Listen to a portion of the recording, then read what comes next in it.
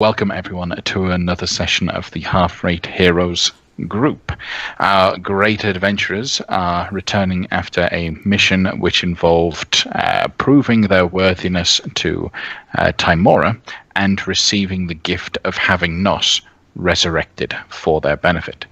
Now that they have Nos, they continued moving along the road towards Eltergard, where Kale is from, and along the road they came across a broken wagon. Broken wagon, as a reminder, had a fairly boisterous and angry, slightly red-faced Ladrin woman stood next to it, fuming about the situation, while the rest of some of our heroes went and healed the horse. Nos and Kale were stood next to this young woman when she revealed that Taslin happened to be an ex. So, we rejoin our adventurers, our heroes, right at that moment. So, just for a quick clarification, we have Wampum, Taslin, and Lafcadio returning from the side of the road, about a couple hundred feet away, maybe, after having healed the horse that was wounded, picking it up, leading the horse back towards Kale and Nos, who are with this strange young woman. So, what do you guys think? What are you doing? What would you like to do? Taslin's gonna pop over his cloak over his head as he's bringing back the horse. Even though he's definitely made eye contact and they've definitely had that awkward moment where he kind of went off to find the horse, he's just gonna pull it over his face and kind of make his way silently back to camp, holding the reins of the horse. I will shout over my shoulder, "Hey, Taslin! Do you know this woman?" Yes. You certainly took your time to answer that. I'm a man of few words these days. Well, that's a change. Oh, was that not always the case? When I knew Taslin, he was a different kind of person. Very talkative, very boisterous. Not as gloomy looking. Har, har, har. You think he wasn't Shatterkai? He was Shatterkai. Interesting. He wasn't a necromancer? Did you do much necromancy around her? No. I was more didn't. evocation based back then. All about creation and explosions and sparks That's where I got flying the scorching ray everywhere, right? Yeah. Yeah. No, he was a different looking man. Right. Would you mind helping me to get my goods at least back in order? We should probably set up camp soon. You're welcome to camp with me. I thank you for helping with my horse and with the cart. It's very useful. What is it about the cart again that's busted? It's got a it was the wheel and the axle had been damaged, and she didn't have mending all the time to fix it. She's hunting she's hunting a tree blight. So if there's no objections, she'll start. Well, hang on. Go ahead, please. Go ahead. I happen to know that Lafcadio has his maracas. Like that's a known thing. It is known. Is he in eye shot? Can I flag him down? Yeah. Oh, I was already mending it up. You were mending it? Oh, okay. Yeah. Working on it. Okay. Yeah. So this is close to where it's done more or less. She's asking you, Nos, to, but not really asking you, more like suggesting it's a job that needs to be done, and then looking at you. The fact that some of her boxes have fallen off the side of the cart and wanting to get them back on. so that we can wheel it over to a campsite. Yeah, I can't help with that. No. I will tell her. I'll say you have to ask me nicely. Say please. Please. Okay. What was your name? I'm Nos. The red. Nos. Nos. Nos. Gnoss. Okay. Nos. Okay. The G is silent. I figured. Yeah. Okay. I'm Raziel. Raziel, well met. I'm sure it is. So, Nos, would you mind, please, help with some of my boxes, getting them back on to the cart? Since you have asked so nicely, I will do this for you. Thank you. She will help out. Of her belongings and her goods, you see a lot of simple food supplies in little crates. So she's packed for quite a bit of a trip. Packed for a trip that involves more than just one person, by the looks of it, with the sheer amount of bedrolls that are in her wagon that she doesn't need more than one, but she's got 5. And the large amount of goods and medicine kits and bandage supplies, that sort of thing. There is also one big metal box. It's probably about 6 foot long, and it stands out because not only is it made out of metal, it's also wrapped in chains and tucked off underneath everything else. What's in that box? That is something very, very important, and it's part of my hunt. It is needed in order to hunt the tree. It's nothing to worry about. Oh, no, worry about it. I'm just extremely curious.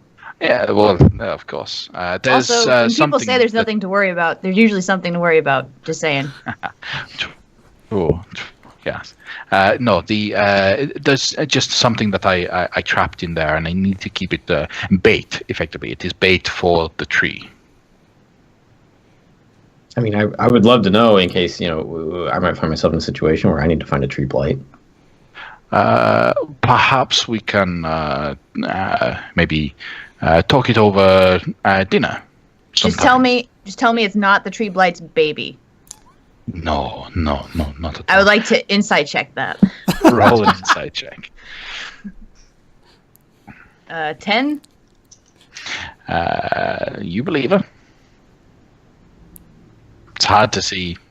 She's definitely putting on a face, but what reason that face is for, who knows? But yeah, it's not a baby. No. So When she while they're- asks if we could talk about it over dinner, she does step over and just put a hand lightly on Kao's shoulder. Taz Yeah, still- would that be nice? Taz just kind of like, it's like, oh my gosh. Can I put the flat of my glaive on her wrist and just gently move it back off? Like, don't touch my friend. Okay. I see how it is. Sorry, I didn't realize you were a teen. I didn't mean to encroach on your man. You're not gonna get my goat. She's going to you- try. You have a goat. It's mine, and you can't have it. It's yours like he is yours? Like, You're still Taslin trying. don't I'm mind. just She is gonna really- ignore that. Trying really hard. Yeah, she is. Dinner sounds great. Let's all So just stop and relax for a little bit. okay. Taz Wonderful. will cast the mansion, draw the little symbol of the door, and he's not going to have the butlers and servants appear as they usually appear. They're just going to be faceless, formless, like floating hands. And he's just going to... like, that's the only change he's making. And he's just going to do that while everyone's talking, and he's just, like, rubbing his eyes and his temple, and he looks severely stressed. And he's like, we might as well get out of the rain and talk somewhere more pleasant, I suppose. She will ask you. So, this is wonderful. Where am I putting my cart and my horse? Can they come inside? Can they fit through the door? You got a place where you can put it. Yeah, ooh. Well, I thought it. ooh, you're right. I don't think I can fit it through the door, can I? No. No. Always thinking about himself and not thinking about what the others need. Okay, I'll take care of this. Just Oh, you will? Wonderful. Thank you very much. yes, What was all your of name? you. Just my name is Kale Irvine. We'll talk more in a minute, but just everybody else, you can go inside and relax. I'll watch the cart and the horse, and I will make some shelter for them, and I'll be in shortly. Okay. Yeah. Out of character. What kind of shelter are you making, Cal? Temple of the Gods. Okay. I need to double check what kind of creatures the temple can allow inside. Well, I can decide. Okay. Are there any kinds of creatures that you are choosing the temple will not allow in tonight? Fiends and undead. Okay. You've chosen wisely, as when you set up the grand temple and you start wheeling her wagon inside, you'll notice the large metal box stops at the entrance. So the wagon keeps going, then suddenly the box hits the ground with a loud thud. Okay. How heavy is this box? I'll try and pick it up. Weighs about 200 pounds. Do you need help? Are you kidding me? I might go in and ask for it in a second, but first, I want to cast Identify on it.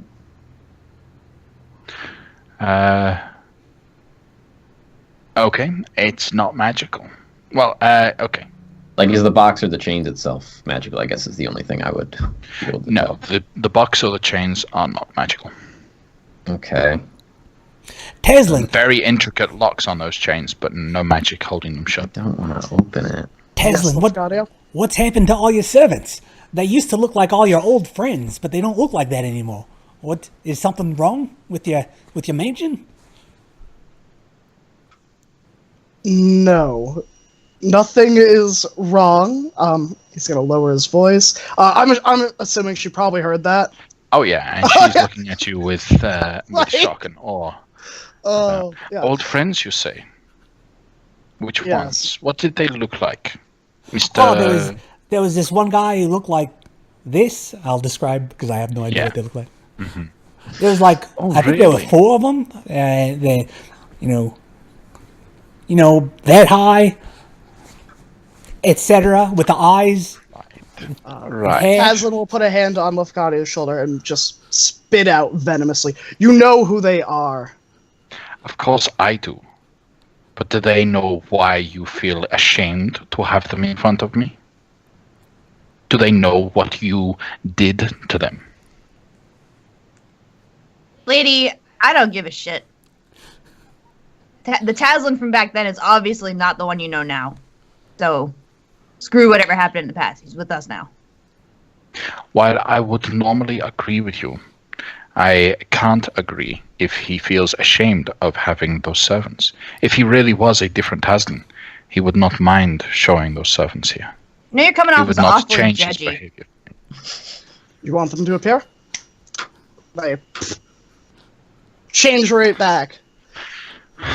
And he's going to kind of like crack his knuckles, like he's gonna duke this out, sit down in his chair rather forcefully, and be like, you know what? I don't care. I'll tell them. I don't quite frankly give a shit. It's been 200 years. I'm not the same person I was back then. In my defense, who asks you to make a choice between letting your friends die and killing your own brother?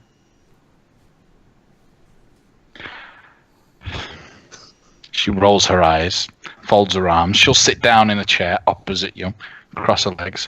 So, go on then. I'd like to hear what kind of version of the story you're going to tell them. Well, why don't I start from the beginning then? Please do. It was Flashback! yeah. Tazin will start off. He's gonna kind of rub his eyes for a moment. It had been a long time since I last left the Shadowfell.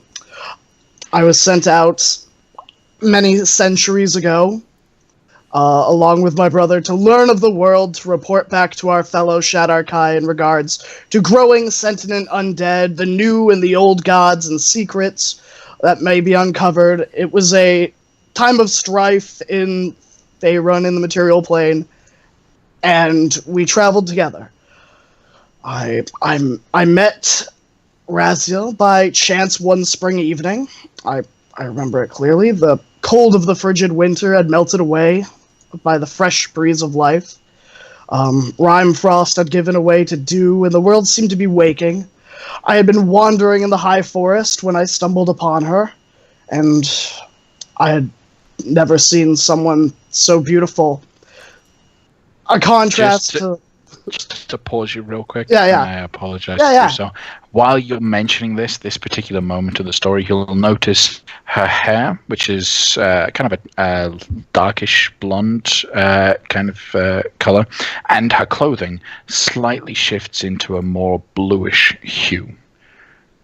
There's a little bit of a tinge at the end, like highlights of blue that suddenly start to change, and her clothing, while it still appears to be leather armor, takes on a blue color. But go ahead.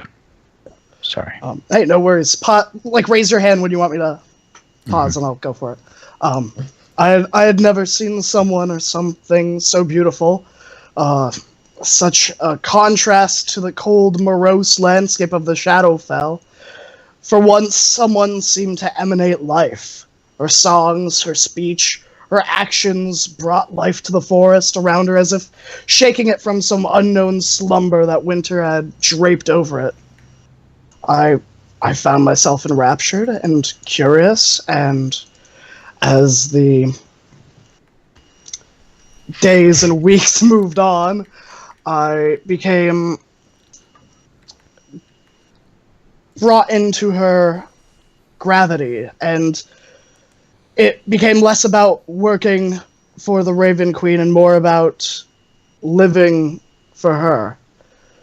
And I was with her for 2 centuries. We adventured together, and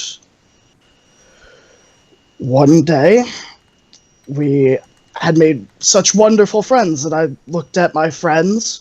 I had motion to the ghosts that are, or not the ghosts, but the servants. Servants. Corlac and Molly Turnbuckle, and I remembered their wedding so clearly. It seemed only a year since we met them, but they had grown so fast, and we had stayed put. There was Raviel, there was Baylog Bronzebeard, Dabber Shiftfoot, and my brother, and we had adventured. The brother's not there, so he's missing. But we had adventured for so long together, and it was like a dream. And one day, I was betrayed by my brother, and I was given a choice. I could attempt to stop him and potentially save my friends, or die facing him, or let my friends die and save her. And I should have tried to stop him.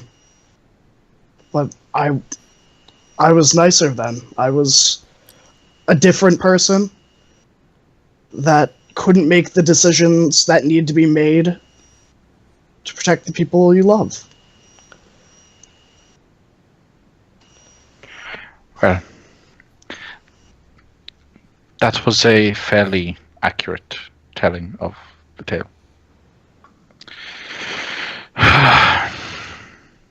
Well, you saved a life. What happened? You guys aren't here, aren't together. I will admit that is more my fault. I knew what he had done, and I knew that it was for me that all of our friends died, and I could not allow that. I could not take that. I did not want their lives on my billet. I did not feel like I was worthy of their 4 lives. And I couldn't stand that he made that decision to put that upon me. Well, that's unfortunate. Yeah. I'm sure Kale would have had lots of thoughts about that if I had waited for him to get back in here before provoking that exposition. Ah, well, I'll have to fill him in later. I wonder what he's up to now. I'll bust in and I'll be like, "Hey, Wampum, I need some help lifting something heavy." Hey, everybody. Hey. You guys don't look like you're having a great time, but Wampum will come out, but before he goes, he'll want something. He'll want a drink, and he'll make sure that your servants get him a drink. Oh yeah. Yeah. Like a travel. And then log. he'll just walk on out. Yep. It'll disappear as soon as he walks out the I door. know. So he'll step back in, get another one, swig it completely, and then go out. All right. So, Kale, you get Wampum's help. Now, unfortunately, Wampum isn't with us tonight, but he's still with Kale. So, Kale, what are you going to do with Wampum? I will tap him on the shoulder and I'll point at the chest and I'll say, that couldn't get into the into this thing, into my temple. So if you could just lift it up and carry it inside, that would be good. It'll probably be safer in the mansion. And I'll cast the enhanceability spell on him and enhance his strength or whatever. Yeah. What is Wampum's strength score? 20.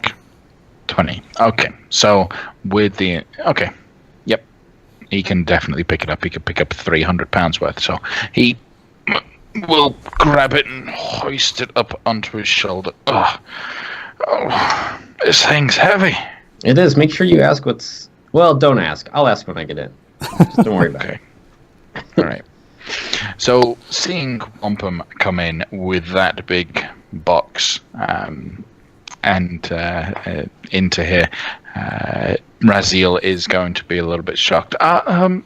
Please be very careful about that. It's very important.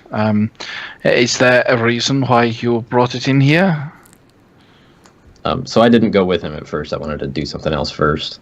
Okay. So Wampum Fair would enough. respond. Wampum would just say, Kale told me to bring it in, and I listened to Kale, not you. Give me a drink. All right. Give me a drink. What are you doing, Kale? I was writing some things down.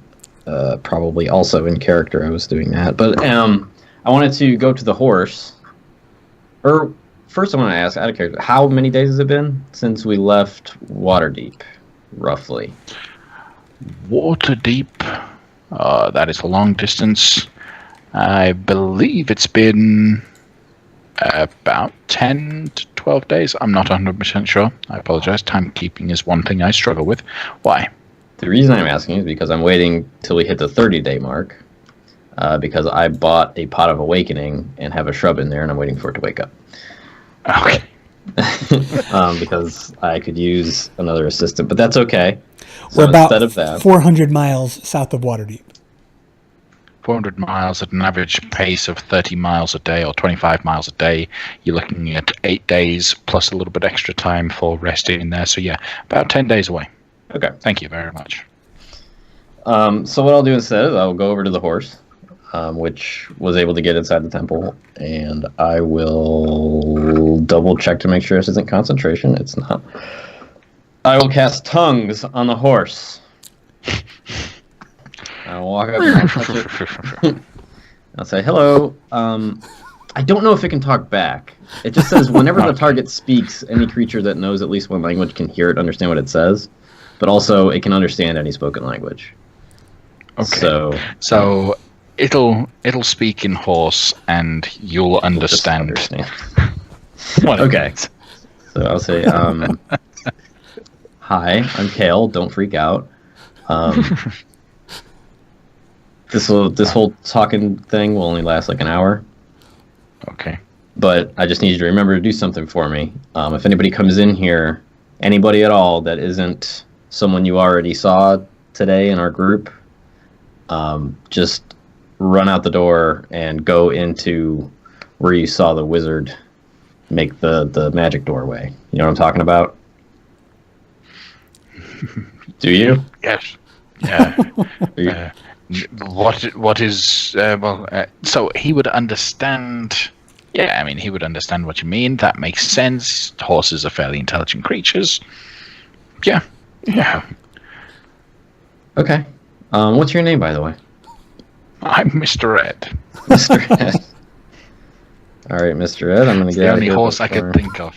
I'm going to go ahead and get out of here, get out of your hair before we get hit with some sort of copyright violation. And, Before you go, yeah. can I have a carrot?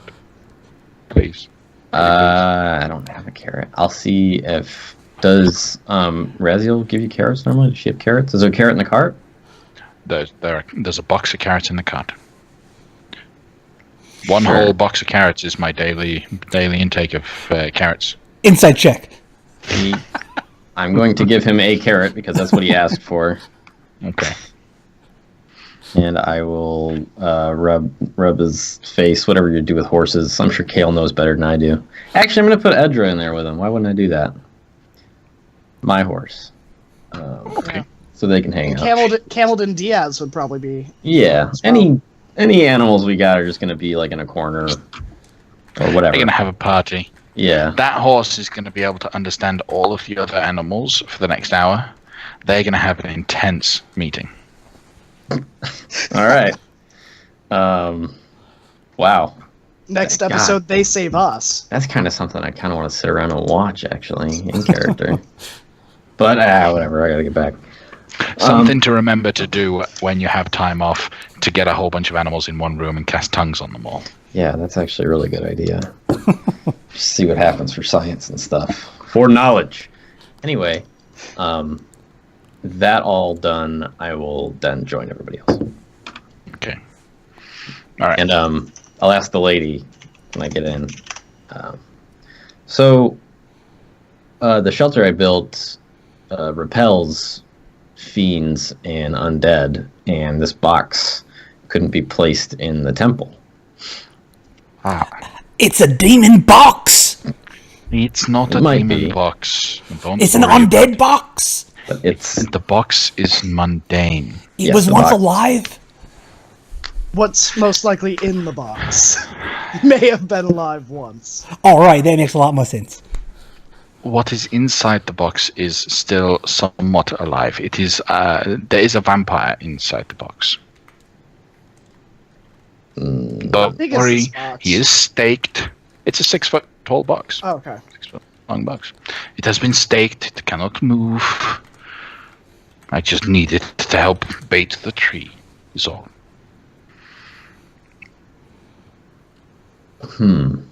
Can I do like a check of like a history check, see if I Yeah. know about Gulthias trees? Yeah. Roll a history check. Could I assist in that? You don't need to. How are you going to describe to me how Yeah. you help him remember better? Well, Taslin is also at the same time going to be like talking about like out loud what he knows about like blights, because that's what she mentioned she was hunting. Okay, so maybe giving him little pointers that Yeah, he can yeah. pick up on it, perhaps. I would Okay, also like fair to enough. help. I'm gonna stand behind Kale and just massage his temples. Like, think about it. You got it, mate. You're a bright fella. Are you really going to do that? Yeah. In character? I'm gonna do that. He doesn't like it when you touch Yeah. his head. It's going to like jerk away from your fingers Oh, immediately. Don't do that. So, Sorry, mate. I'm trying to think. Just Roll the history check with advantage. all right, I'll do it again. Oh my god, that was an nat 20 that time. So 35. 35. Yeah, you know immediately you hear the fact that it's a vampire that has been staked. You know tree blights. There is a famous tree blight that is a Gultius tree, and you know the story of how a Gultius tree was created. There was a vampire named Gultius who was staked through the heart. The stake was planted into the ground, left around the corpse, but planted into the ground, which then grew into the Gultius tree. And it is a fairly uncommonly known fact that you can, in fact, create tree blights in that exact manner by soaking a stake with a vampire's blood and planting it into the ground in order to grow a tree blight. Okay. So I guess understanding that, I'll just kind of nod and like kind of do this, be like to everybody else, like it's cool. But the last time we encountered a vampire, it was very bad. So I mean, just really, this looks very secure. But if anything, there's even a hint of anything going wrong, it's gone. You're not going to have a vampire anymore. Okay. You'll have to help me find another vampire. No. Fair enough. Well, so let me explain why I have the vampire. And to explain it, I need to give you a little bit of information about what I'm hunting and why. The tree blight that I am hunting is not a normal tree blight. In where I am from, in the Feywild, the elders of my village started to call it Battlefront. It's a very old tree.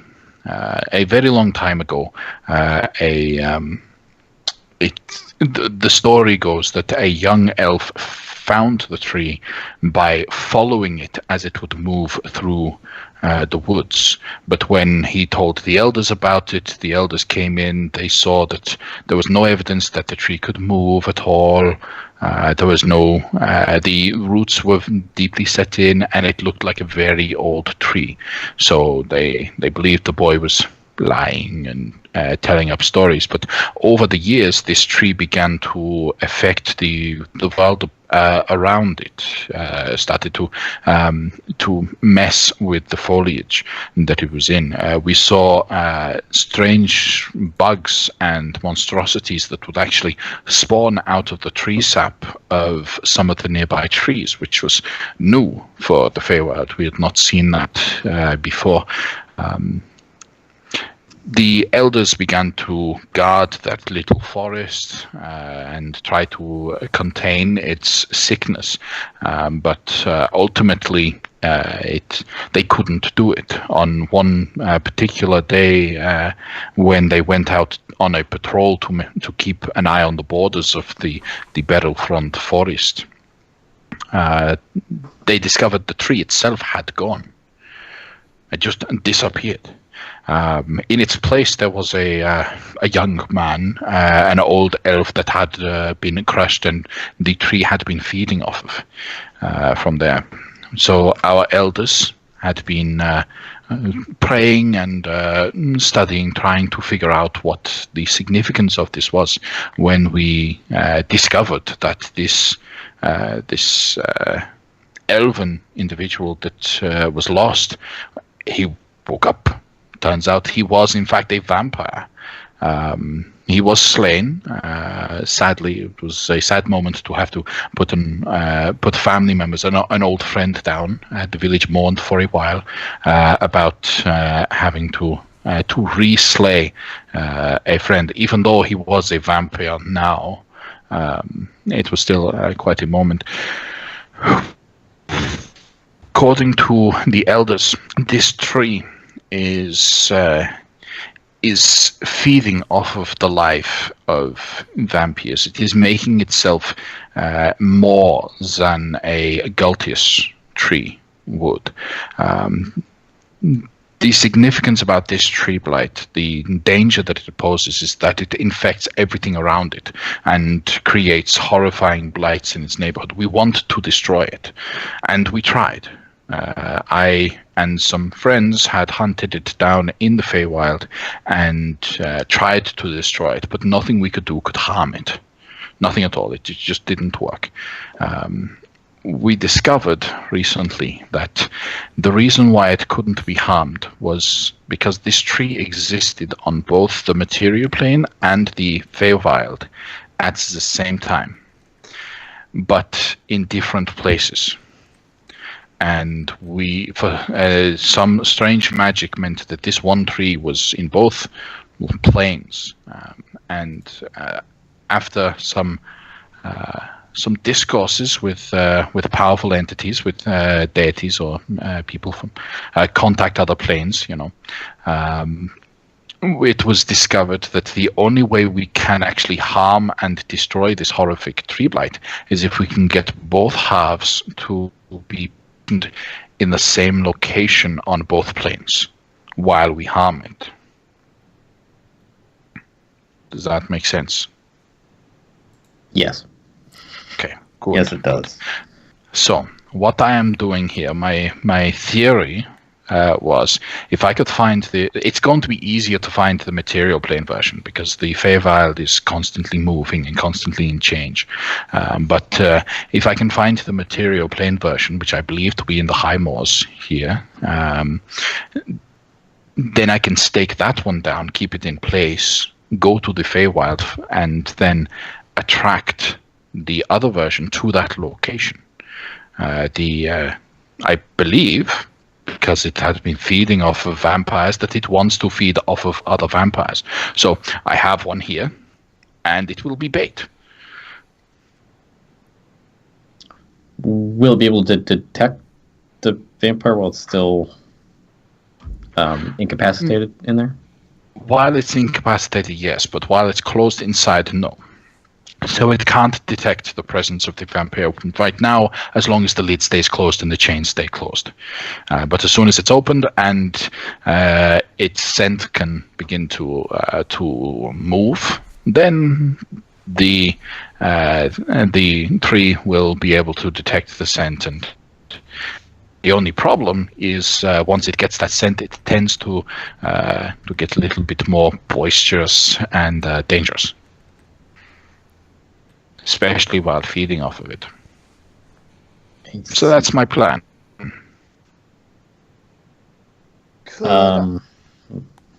She mentioned her party. Can I insight check? Taslim wouldn't ask anything about this because it's a sore subject.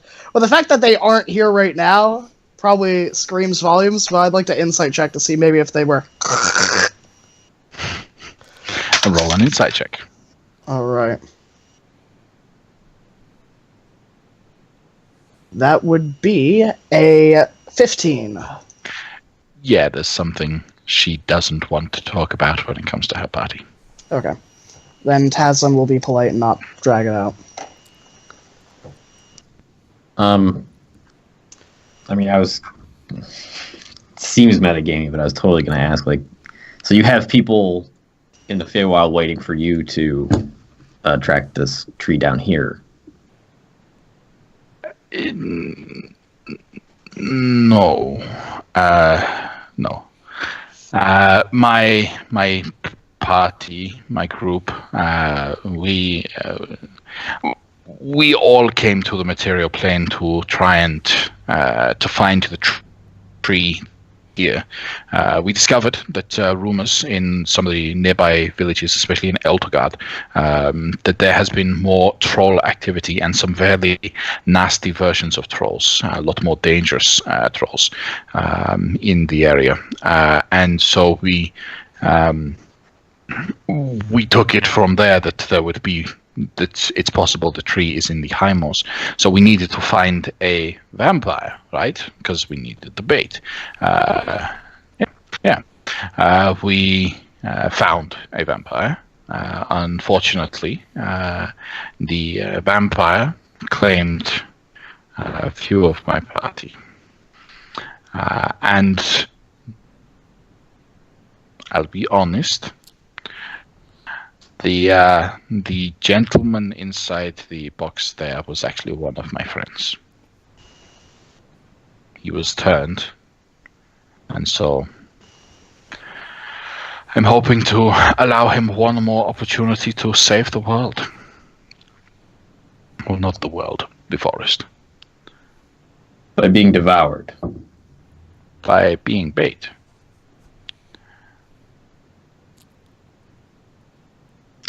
Okay.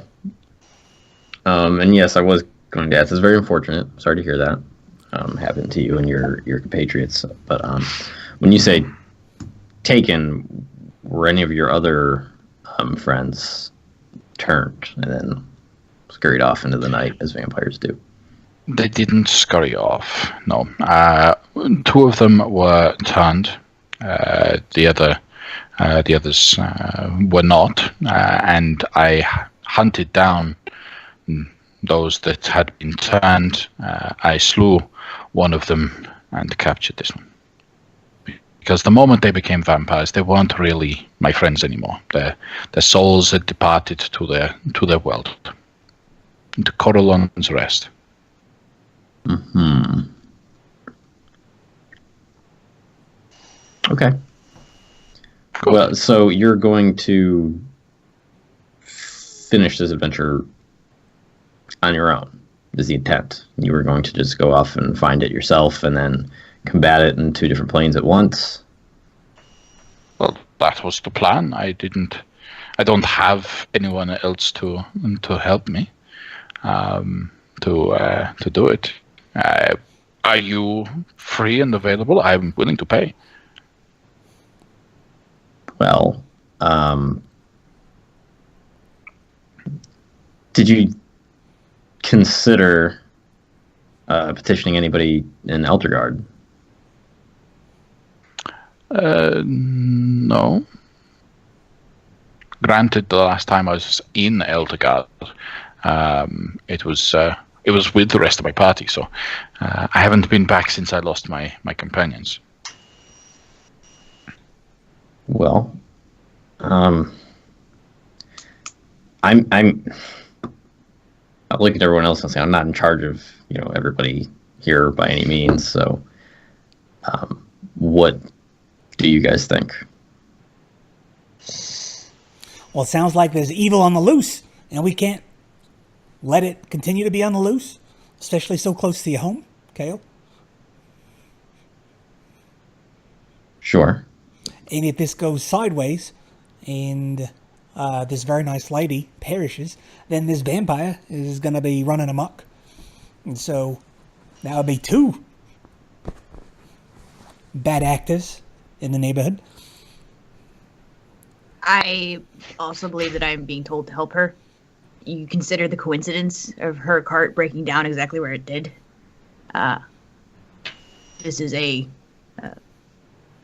Timora speaking through world's physics. So I believe that it's something that I have to do, regardless. I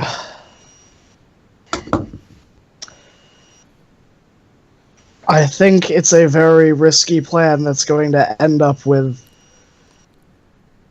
several fatalities. So quite frankly, I don't want to help, but I suppose I owe her that much, at least. How does Ryman feel about everything that's happening today? I thought he left. Did he Well, not? we were leave? traveling with him, right? I thought he split off. Yeah, I thought he split off as well. Yeah, so his intention was to go back to Westgate, but he split off. I mean, it's all down the same sort of line, but for narrative purposes, he split off. Okay. I would have had the sense that he was still around. I'm pretty sure he split off last episode. Mm-hmm. Okay. Yeah, he didn't like the camel. Who knew? Yeah, poor Hamilton Diaz. So, you all have a nice meal. You all have a few drinks. I feel yeah. Kale in on the details, the gossip. And Okay. then his brother turned on him, and all his friends are dead. All these folks here, they were his best friends, and he's dead. He chose them. He chose her over them, and now they're not even together. Wow. Taslin's like bristling at this, just like. That all sounds very dramatic and heavily emotional, and I think it would make a good play. Although that's something that's very rude to say about something terrible that happened in someone's life. And I take a big drink. Yeah, very compelling stuff.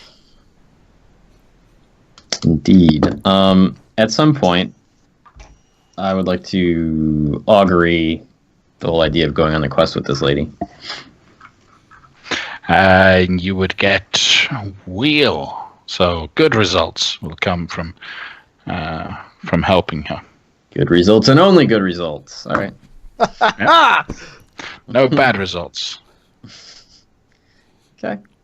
Also, at some point, I would like to try to catch Taslin casually alone.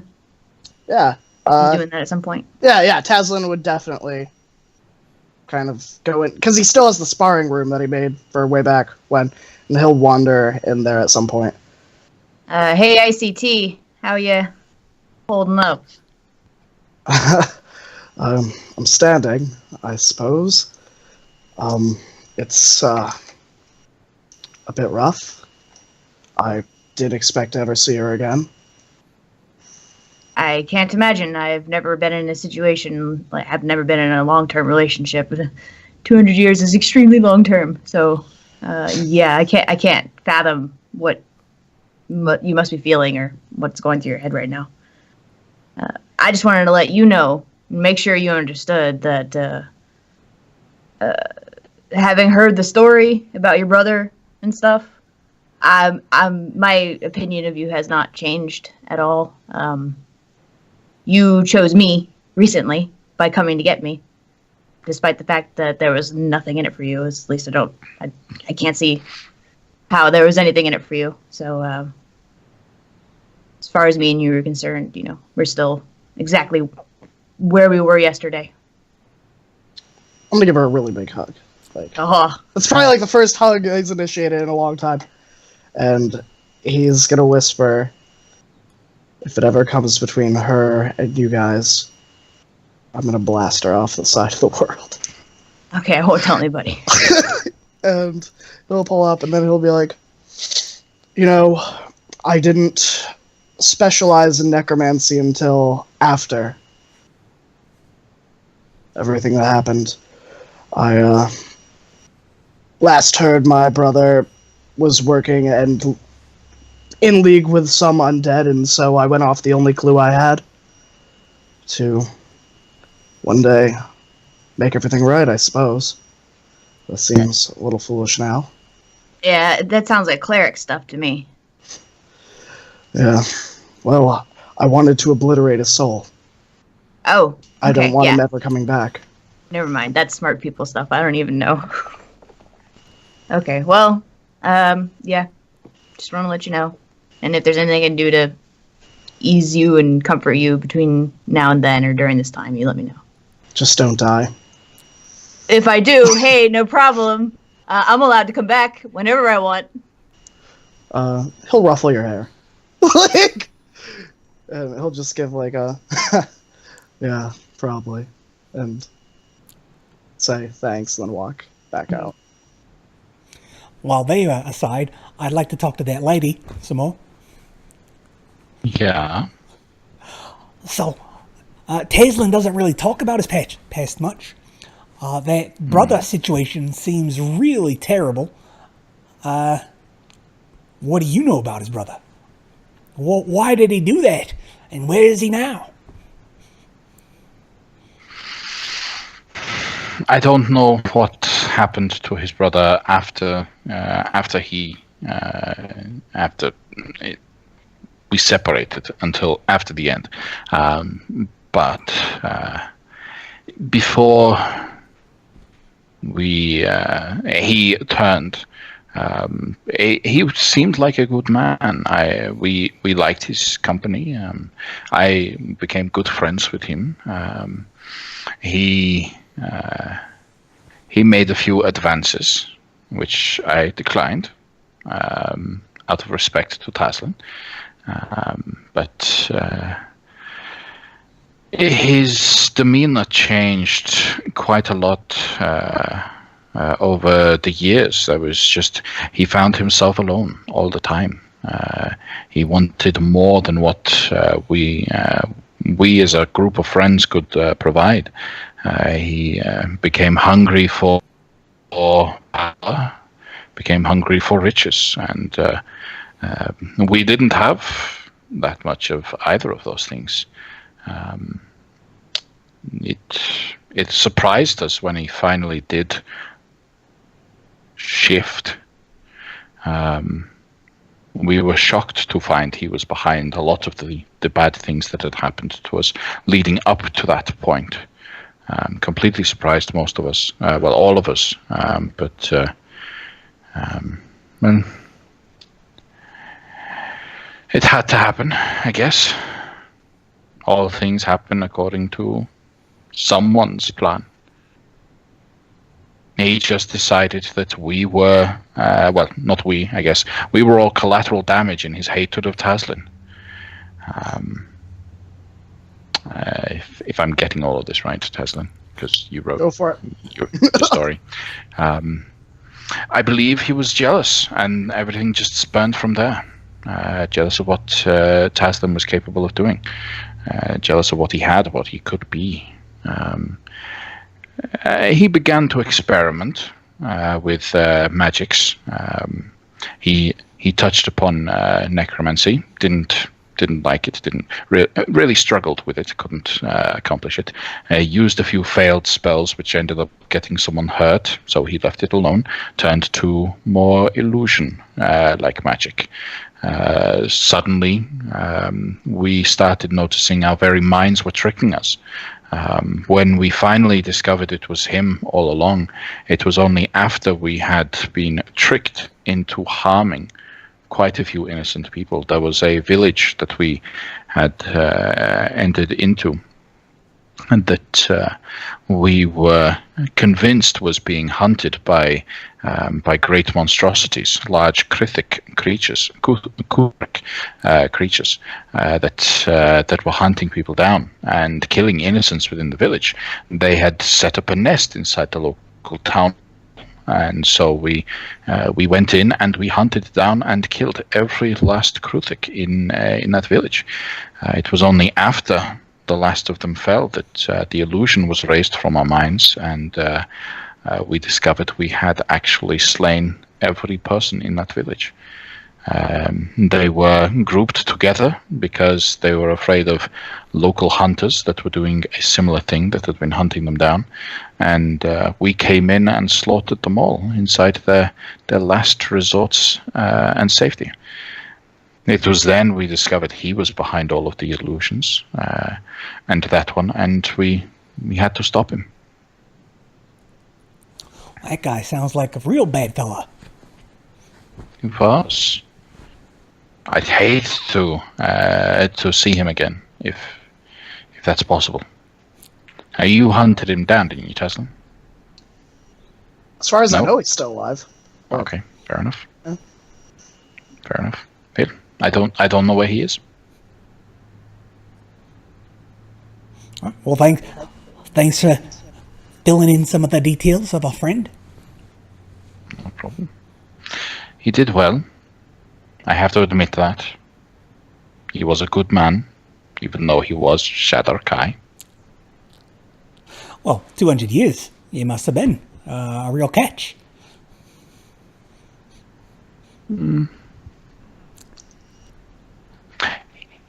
I'll let you in on a little secret. He was very cute and had a very good. He was very talented at poetry. I That's had what no I idea he liked. was a poet. I liked the poems that he would write for me. Did you keep any of them? No. You'll have to write some new ones for you. Oh, wait, here he comes. Pretend we weren't talking about him. Okay. Taslin, Yeah, hi. We were talking about you. I figured as much. You suck at this. Yes. So what's the point of lying when you know someone's going to be lying?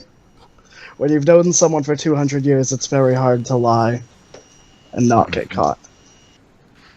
I was just telling them about how wonderful your poetry was. Well, I don't do much writing these days. Well, you need to get yourself a proper muse. Perhaps. So, the plan, the plan. So we are to lure... When we find the tree here, we are going to impale it with a stake that has that already has vampire blood on it. That will keep it stuck in one place long enough as it tries to feed off of it. It will keep it in place for about a year or so, is what we believe. And then once we get to the other side, we lock down and we trap the creature to us, and then we kill it from there. Once it's killed on that side, if it's in the same place, it should be killed on both sides. All right. I'd like to turn to Kale and go, what? I am also looking at Kale and just like nodding along. It's like, it sounds, I don't know.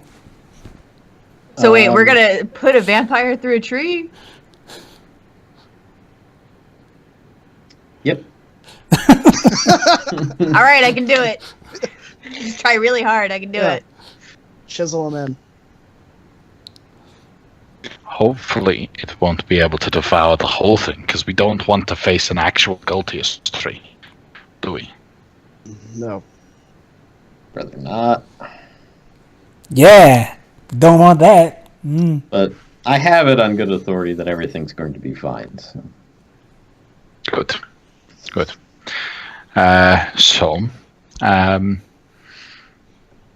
Which of you is the tracker in the group? I guess I am. Wampum can do it. I can do it if we're in a city. We will be in swamplands. How are you in swamps? Not good. That's when we use wampum. Oh, okay. So she's going to go get comfortable with wampum. I'm okay with this. We'll let John decide how comfortable he is next week with her advances. She is definitely going to try and make Taslin feel jealous. With wampum? Yeah, roll me a d20, Teo. Real quick.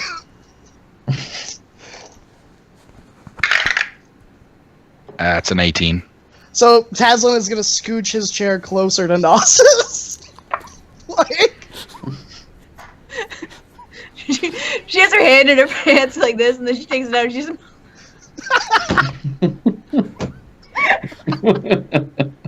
you know.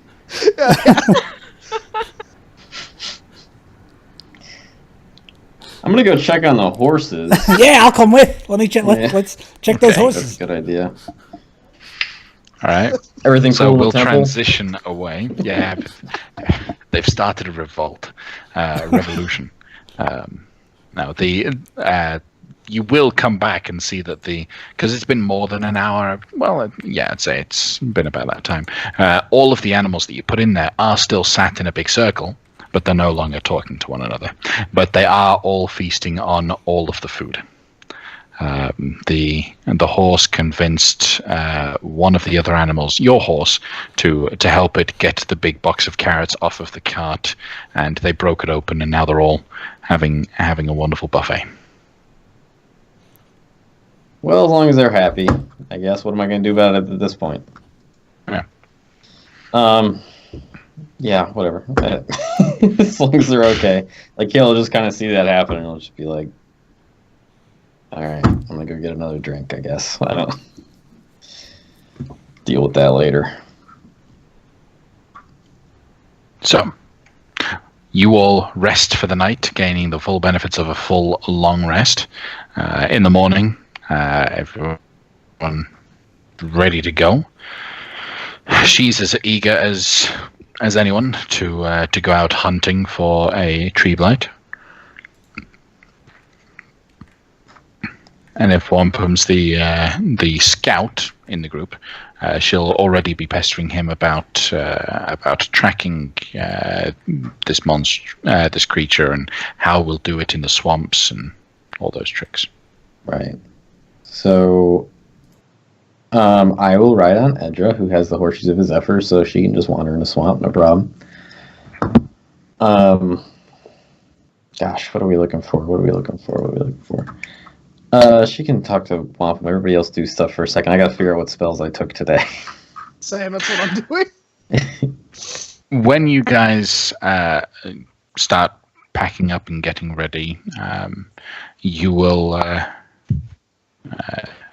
you'll see that she packs up, and she will actually pack up everything that she has into a single box, very similar to the kinds of boxes that you would see with Leoman's secret chest. And then it'll shrink to tiny size. She'll stick it in a robe and then keep going. She didn't want to do that with the... Okay, never mind. I'm selecting spells. She will... Yeah. She didn't want to do it the night before because she didn't trust you all. Mm. With knowing that she has a single box that does that. Sure. Yeah. Yeah. Plus, it won't. Will it fit the vampire? It won't fit the vampire's box. Well, I mean, it is a vampire. You could take off its limbs, make it a little bit more compact. Compact. That is a really good idea. And You're it's welcome. incapacitated. Yep. There we go. All right, so I guess I will ask Raziel if she has any piece of the tree that we're looking for. Well, no, because we've not been able to harm it at all. So we weren't able to break anything off of it. Great. That's super unhelpful. You're making this hard for me. Well, she said something about it affecting trolls and trolls being weird near Eltegard, right? Yeah. So we just need to find the highest concentration of weird trolls.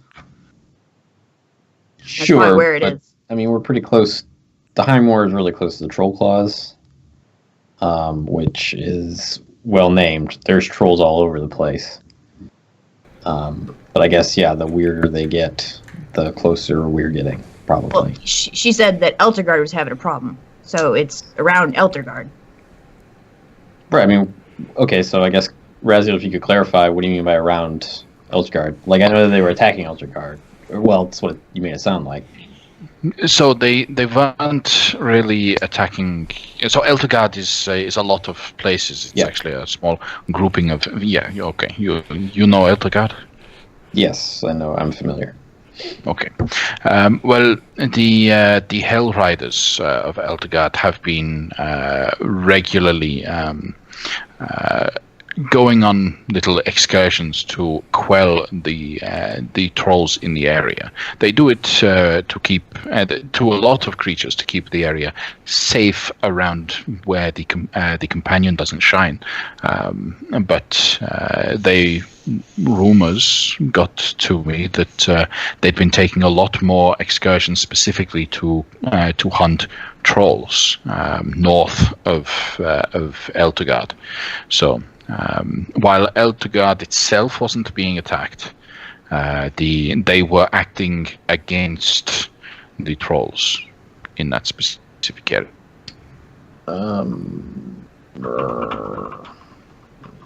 Give myself a quick geography lesson here. So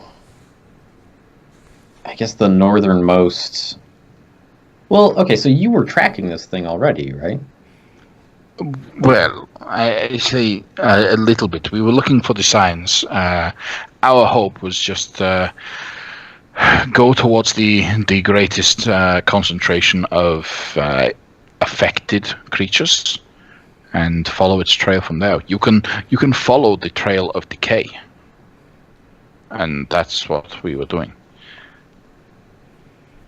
Okay.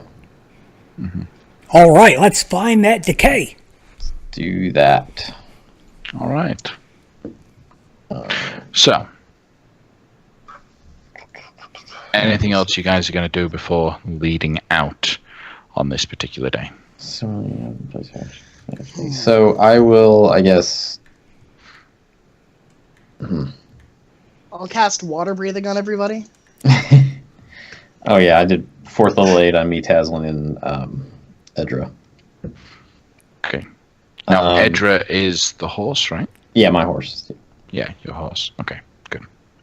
And everyone has 11 temporary HPs from just being my buddy. And I'll go ahead and cast Detect Evil and Good. Okay. And just look for, I guess, see if I can detect. Obviously, I'm sure I'll detect the vampire. And I'm curious, does Raziel register as a fiend? Or a fae? I'm sorry. Yeah. Yes, she registers as fae. Okay. She looks elven. She's fae. On this particular morning, she is excited a little bit more, and so everything takes on a slightly pink hue. Okay. Neat. So for like 10 minutes, I'll know within 30 feet of me if there's any aberrations, celestials, elementals, fae, fiends, or undead, and I'll know if there's land that's been consecrated or desecrated, which is what I'm looking for. It's a desecrated land. Okay. So within 30 feet of you right now, how regularly are you going to be casting it? Because you can do this as a ritual, right? I cannot, so I'm just casting it right now at the start of the day, and like we'll just ride around for 10 minutes and see. Roll a. I'll say that using this will allow you an advantage on this. So roll a survival check at advantage. Okay. Because there's a chance you could see it within 10 minutes. There's a chance you might not. 22. Yeah. So about 7 or 8 minutes into it, you'll start detecting the area that is desecrated. And what you'll find at this particular point, you are right at the edge of the swamp itself. The ground is mushy. It's very soft. With every footstep that you take, your foot does sink into the ground by at least an inch. You, on horseback on the horseshoes of the Zephyr, you are fine. With no effect, but Raziel's horse is not looking too good. You'll sense the decay and you'll move towards it. Now, at this sign of the decay, what you have is a very large mushroom stalk.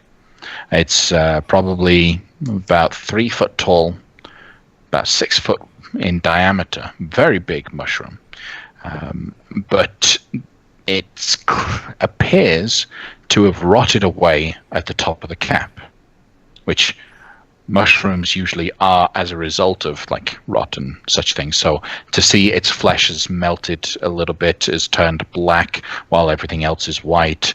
When you look a little bit closer to it, it looks almost like the mushroom cap has been torn open and pulled up away, almost like something burst out of it as well. And so inside the mushroom cap, it's all rotten inside of it, and something burst out of it.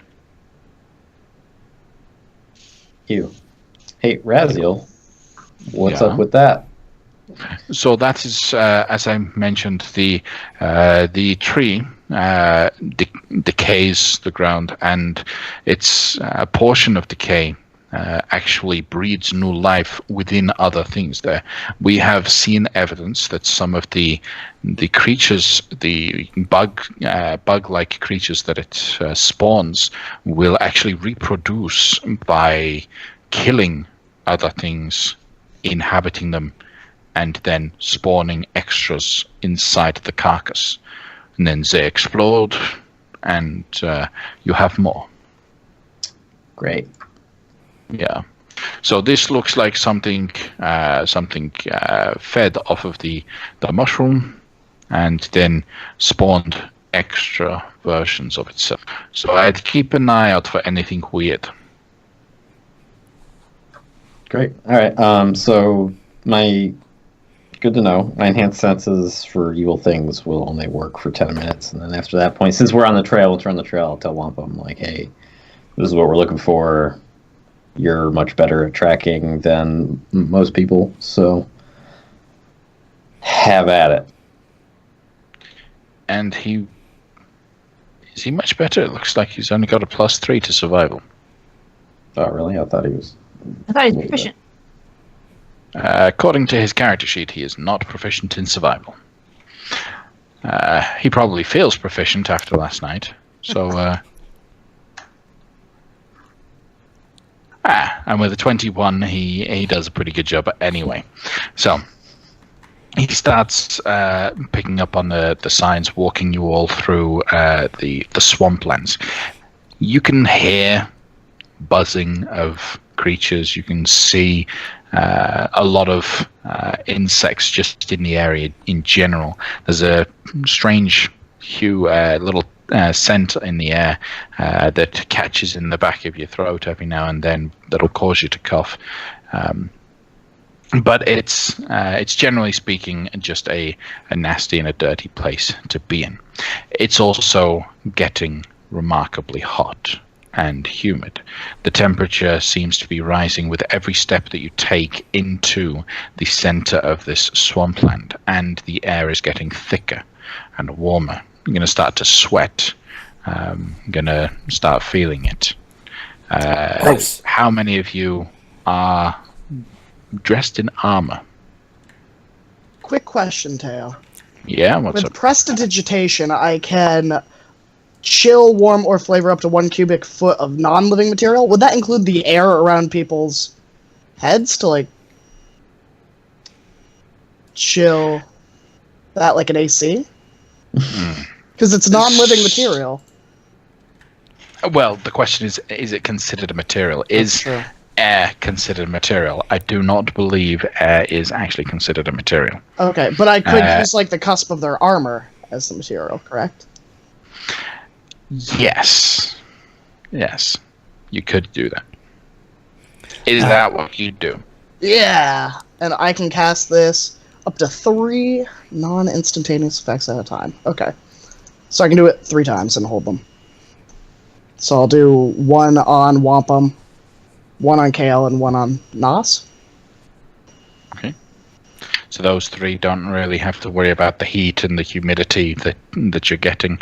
Everyone else who is dressed in armor is going to have to roll a con save. And I would say medium or higher. Light armor is not a concern. Now, Taslin, what are you wearing? I don't have armor. Okay. And Arcadio. Studded. So light. So you're fine. Yeah, everyone's fine. Yeah, good job with the prestidigitation. You're going to be constantly spraying everyone with the with the magic. But Taslin, I'm actually all right. You don't need just focus on Wampum. Okay, twice on Wampum. Once around the neck, once around the belly. Yeah. Okay, sounds good. All right. Now, you will continue making your way through this area. Now, Wampum is doing a good job of tracking for you all, but there are dangers that are inherent with traipsing through this kind of landscape. Now, your characters haven't really traipsed through swamplands very much, but what are some things that... are there any things that you guys are doing while you're tracking to help keep yourselves safe or from any particular dangers? Let's see. Are you moving at normal pace? Are you moving at slow pace? Are you specifically taking any marching order to have certain people in front, certain people in back? If Wampum is scouting and leading you, then he's obviously in the front. Who's pulling up the rear? Things like that. I would have Iskar, my cat familiar that I haven't really done anything with since last time. I'll have him walking in front of me. Okay. Just testing out like where the ground is a little bit soft, or if there are any potholes, because I can instantly desummon him into a pocket dimension, then pull him back. Okay. I would walk out in front and try to be stealthily doing so I can be like an advanced notice. I'll always be looking back to see if, Wampum adjusts. But I will be stealthily out front so that the rest of the party can have advanced notice if anything goes wrong. Okay. Roll a stealth check. And Nos? I'll be in back to make sure that Raziel doesn't get snatched away from us, or her bait. Good. I have advantage because I have the boots of Elvenkind, so that's a 23 on my stealth. Okay. And I'll be in the middle, I guess. Mm-hmm. Fair enough. Then, after you guys begin making your way through, Wampum will stop you all for a moment. Lafcadio, you'll see him suddenly stop as he bends down to just check the ground, check what he finds, and he, with his passive perception being very high, he notices a trap has been set up. It appears to be a hunting trap of some kind. It's a snare-like trap that, should you step in the wrong position, it'll wrap a rope around your ankle and pull it. And he'll start following the line of that little trap, and eventually it'll loop around to a tree, which is just off to the side. Now, this tree looks similar to how the mushroom did, except the bark has completely exploded from the outside, as if something very tall, vertical, stepped out of the tree. With your passive perceptions, you'll even be able to tell that the little burst even looks slightly humanoid shape. What do you do with this scenario? Does it look like it was a recent burst, or something that probably happened? Roll an investigation check. Alright, my passive investigation is a 20. And that would be a 27. Okay. Yeah, probably a day or two, maybe. Okay. Not much. Alright, so I'll remark So that. there's some creature in the area. So I'll remark that to my companions, and that's all I'm going to do. Does Raziel know what the hell that is? It looks like another of these things, so it's probably something was infected and then germinated and created more of itself. I'm just hoping, with the fact that it's slightly humanoid shape, that it's not a person. I can't imagine what it would be like to go through that metamorphosis. Is this where dryads come from? Potentially. I don't like that. I don't like what we just found just now. But I don't know. I mean, there's nothing. Yeah, there's nothing in the area. In theory, how deep is the mud that we're standing on right now? If you don't keep moving and you let yourself sink, you'll sink down to about a foot and then stop.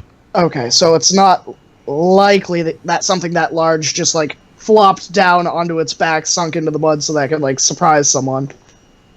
No. Oh, okay, so, yeah. Tasm doesn't seem to care then. Okay, fair enough. Out of sight, out of mind. You said it looked like something burst out, so there's probably like splinters. There's splinters around this area of that decay. I guess I'll try touching it. Does anything happen to me? Do I feel anything if I touch it? If you specifically touch a part that is of the decay, and do need to roll a Constitution save against poison. As he's going for it, I'm like, aren't I the one that usually... I'll figure it out. That'll be fun. Big 15. Big 15. Okay. You will not be infected by the creature, thankfully, but you will be poisoned, at least for the next hour. So disadvantage on any ability checks or attack rolls for an hour. That's what you think. I'm gonna use 2 charges for my staff. So I'm gonna go out and touch it, and then Okay. I just like my finger just kind of itches. I'm just like, ugh, that doesn't feel good. What'd it do? I don't know. It just doesn't feel right. And then I'll take the staff of healing, and I'll like tap my finger on the tip of it and use 2 charges to lesser restoration myself, just to make sure I'm good. Boop. Okay. Do you want to try to track whatever it is that came out of that thing? And do you think that thing that came out of it would have like intelligence and set like a trap? Or is this some other entity that's setting a trap? I think that it's probably one that was setting up a trap, became infected, and then was transformed. Okay. So a person was setting up a trap and then turned into a tree and then burst out of the tree as a person again? Potentially. That you make it sound crazy, but Well, I don't know. All this sounds crazy. Why I are want to we say afraid we've of a seen tree? weirder recently. Have we recently? I mean, you. The whole storm scythe, and did you see that one guy? What was his name? Gianatus? Did you see what he did? I do remember that. Giannis. I mean, yeah, I was just semantics. Sorry, recently. That was months ago. So. Was it? Yes, it was. Remember we told you you were out for a while. Anyway, in the intervening time, we didn't see anything that weird that I can remember. I thought Shattered dragons. I mean, that wasn't like weird. It was just unfortunate. Yeah, it was just bad. Anyway, is there splinters that don't have decay and nastiness all over them? yes, there are splinters that don't have decay or nastiness on them. I'm gonna get me some of those, and then let me make sure I can do this. I want to try scrying, maybe, but let me read it first. Creature you choose, then you can see it just as a creature I choose. So I don't actually need to like know the creature that I'm scrying on, but I have. Hopefully, I'm hoping I have like a piece of it. So I'll try and scry on whatever creature this splinters belonged to over the next 10 minutes. Okay. It needs to roll a wisdom save, does it not? Yeah, and it has a... If I actually have a part of its body, then it has a -10 to the save. A -10.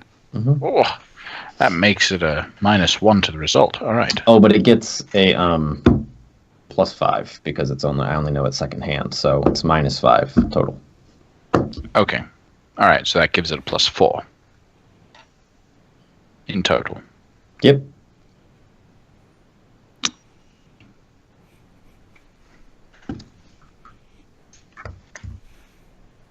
Hey, I believe that fails the save. A 9 will fail the save. Hey, yes, it will.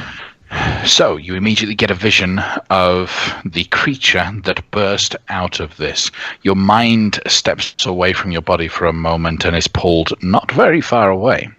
And what you see is a humanoid individual, a female, who seems to be fairly tall, dressed like a hunter,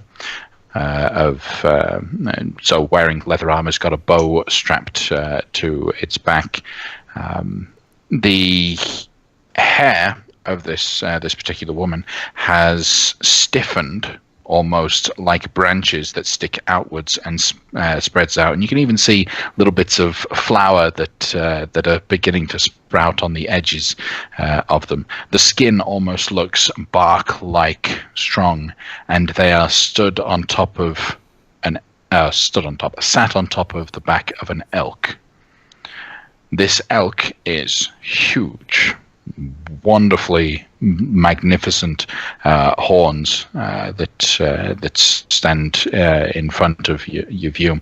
Unfortunately, for the magnificence of what you see, it's all rotten and decayed. You can see that the horns themselves have blackened at the tips. The elk looks almost hollow around its rib cage, as you can see through the thin flesh that's pulled taut over its rib cage itself. The woman that's sat on top of it, as your vision shifts around, you notice that she has just an empty socket for one eye instead of actually having something in there. Everything else is just dripping down her face. Her whole skin looks almost like it's shifted a little bit off of the skeletal structure. It's not right, but there is a creature astride a giant elk, not far from you. Does it seem like they are undead specifically? No. They're No. just Roll an messed intelligence check. up. Sure. 25. Okay. You can consider this to be closer to it being a plant-like creature. Like taking a humanoid, taking a beast, and making them plant-like and decaying them. Okay. So, necrotic plants. There we go. That's a good way to describe it. Yeah. All right. I will relay that to everyone else. So I'm looking. I'm looking in my crystal ball, sat on top of my horse, and I guess everybody else just has to sit there and wait for me to finish. And eventually, I say, I see something. I see a woman atop a large elk, bigger than I've ever seen. I see lesions. Jesus, that is a lot of lesions. And then the vision ends. And I say, all right, so there was that lady.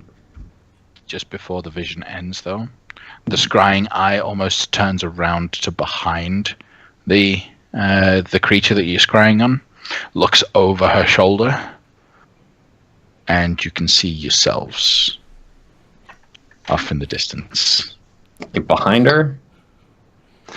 So the scrying eye goes behind her to look from behind, like looking where she's currently looking. She is currently looking at you as you're looking at her in the little scrying orb. So if I had just looked up. Well, now you look up, you know where to look. Kale, Oh, yeah, she's right there. I see. Hey, what is that?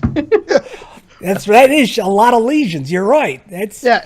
Is it like when you unnecessary call your amount. friend and they walk across the street and you're both like, Something like that. But If she starts to as you approach, see her, I'm gonna yeah. try to get a rage off. okay, you will get a rage off. We're going to get a break off before we jump into this, though. So we're going to go ahead and take a short break. And afterwards, we'll have this decaying creature attacking the party.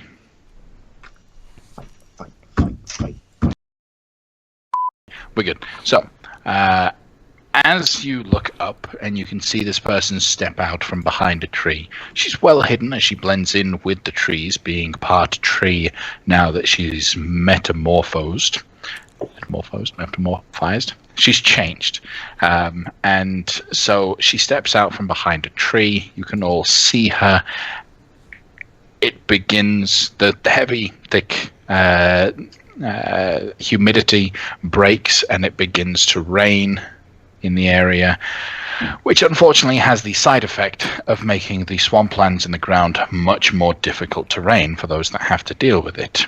And so as you guys turn and get ready to defend yourselves against this woman that's clearly about to attack you, you all hear a resounding, me girl, I'm stuck, as Wampum's back a couple 100 feet, with his legs stuck inside the mud.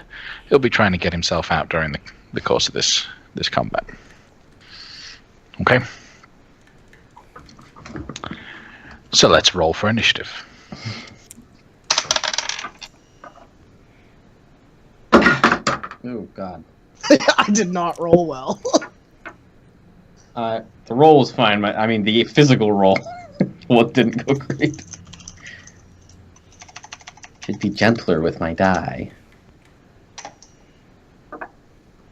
Was it +7? You wouldn't need to be gentle if they behaved themselves and rolled properly. Oh, it rolled properly. Nice. Got some audio. Pretty cool. Right, so let me add everyone in to that. So I have Lafcadio with a 20, I have Nos with a 15, Taslin got a 4. Yep, a nat 1 +3. Oh no.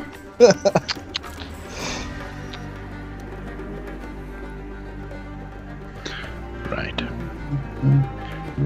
So I hope you enjoy the music. I have to turn it completely off for me because my computer can't run both the animations that are visible on the screen and the music and Skype and all of that for now. So Taslin, why doesn't that accept with a 4? Okay. Well, going quicker than you is Raziel. Kale, what did you get? 20. 20. Let me add you into the turn order. And do you want to put a token for Edra on there that I'm riding just to indicate that she's taking up a large space? Or do you want me to just be like, okay. Well, we could either... Well, I'll say we can either give you a horse that you can move, or we can just make your token large. I'll just make mine large. Sounds easy. All right. Makes it easier for you. Yeah. Right. I need to roll for her.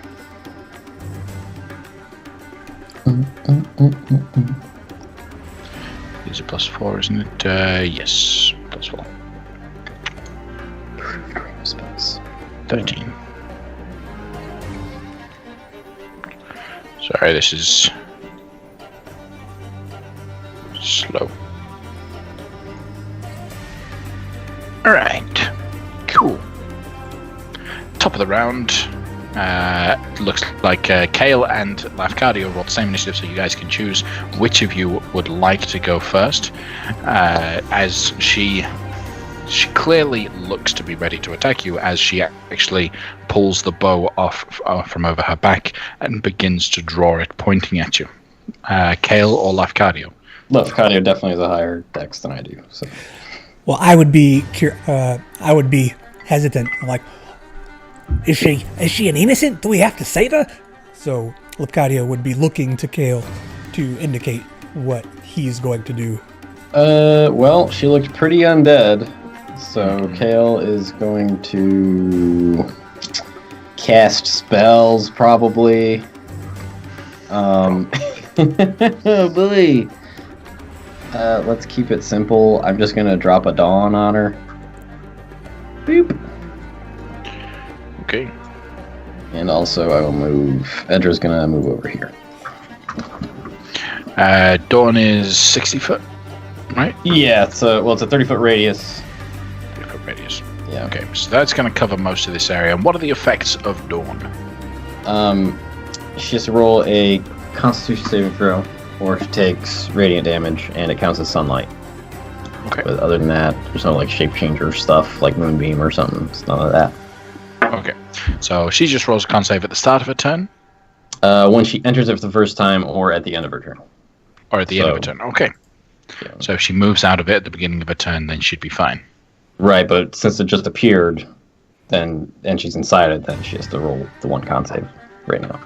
Okay. Does the spell specifically say when the spell is cast, or when she starts her turn in that area? Or when the cylinder appears, each creature in it must make. Okay, so that right there, because when the cylinder appears, each creature needs to make the con save. Okay, so she'll make a con save, and so will her elk. So +2 for her.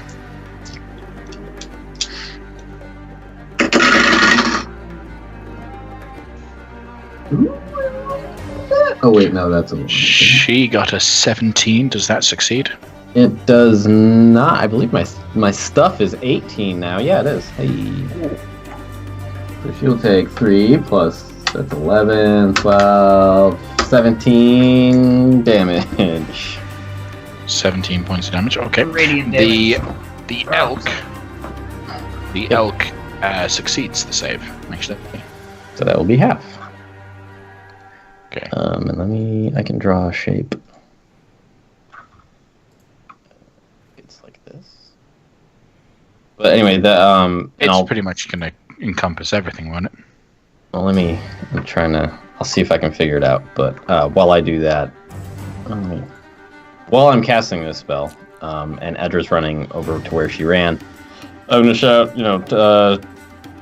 try and subdue, but don't hesitate to kill if you have to. Yeah.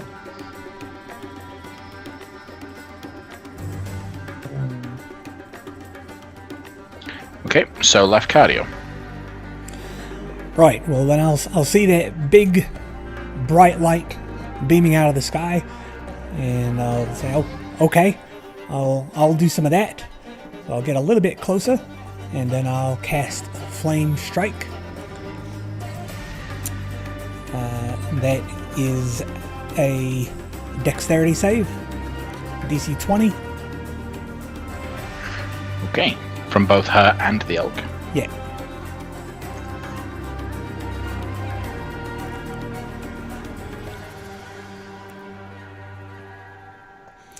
And I'm aiming with my Rod of the Pact Keeper, and I'm calling down this luminescent red and yellow light that bursts into flames. That does 46 fire, 46 radiant, and +5 from my celestialness.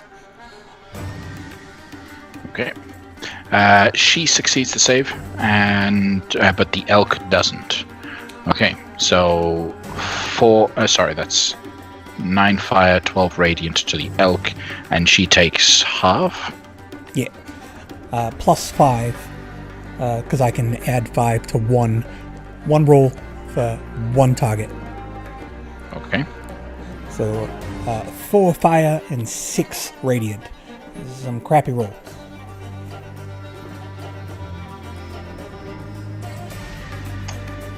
Okay. Anything else from you? I'll end my turn there. Nos. So she digs her heel into the mud, and of course it kicks back like a large amount of mud. And then she jumps into the air, and when she does jump into the air, she sprouts her giant golden wings, and they kind of catch her. And so she goes angel. She goes Super Saiyan, and her eyes start blazing. And she will fly to this position, and she's actually going to impose herself. She's going to block the creepy dryad's line of sight from Lafcadio. That's what I'm trying to do. Okay. Make myself a larger target and have him behind me and a little bit beneath me. And if I haven't already done so, I will rage. You have already Okay. raged. All right. So, would you like to do anything else with your bonus action this turn? No, I can't. There's nothing to do. Okay. Okay, well, it is Raziel's turn. And she is of the ranged persuasion right now. So she is going to still step forward a little bit, but keeping her distance, staying further back than Lafcadio or Nos. She will fire at this woman.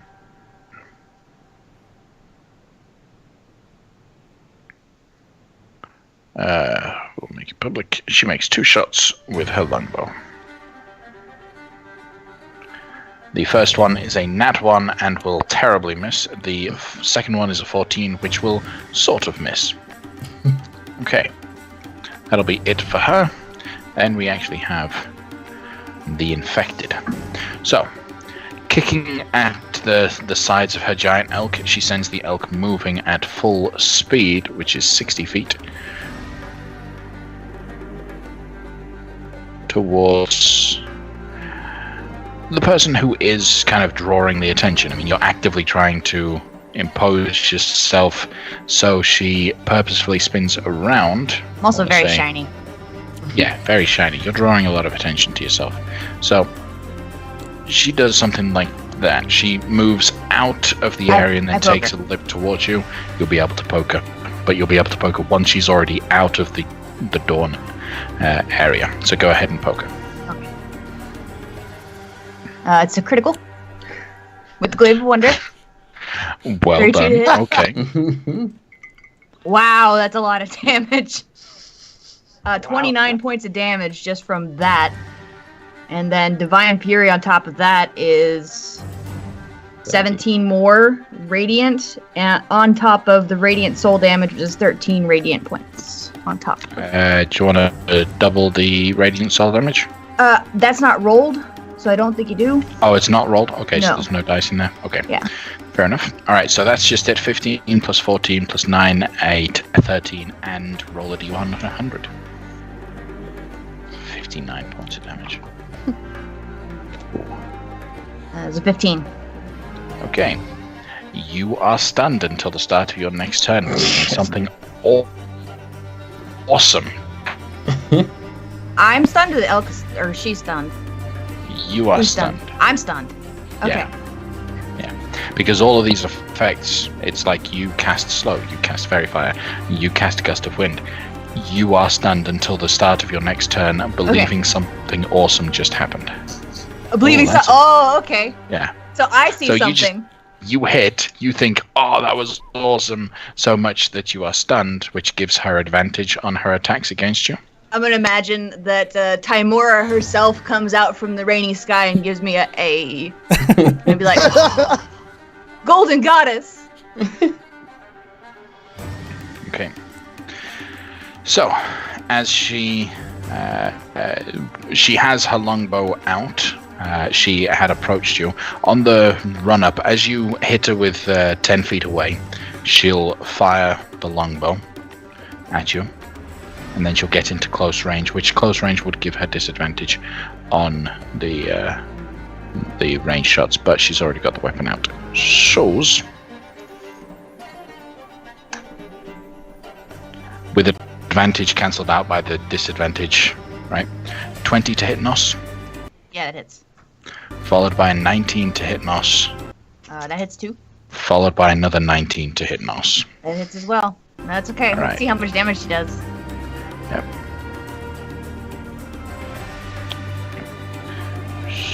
So,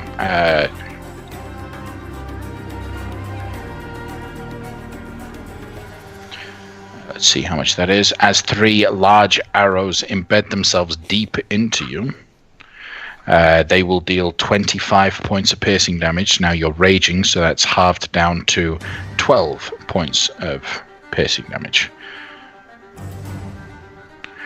Are you...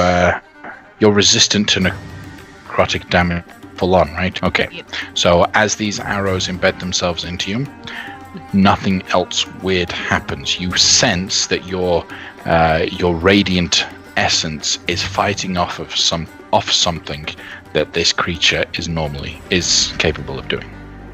Okay, so that will end her turn. Taslin, what are you going to do? I'm going to cast Blight. Okay, On and her? she is going to counterspell. I will blind. counterspell her counterspell.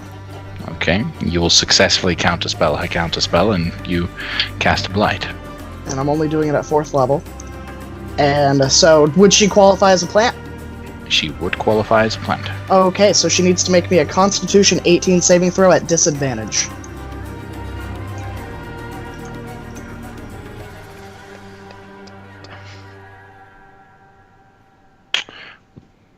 What's her con? Okay.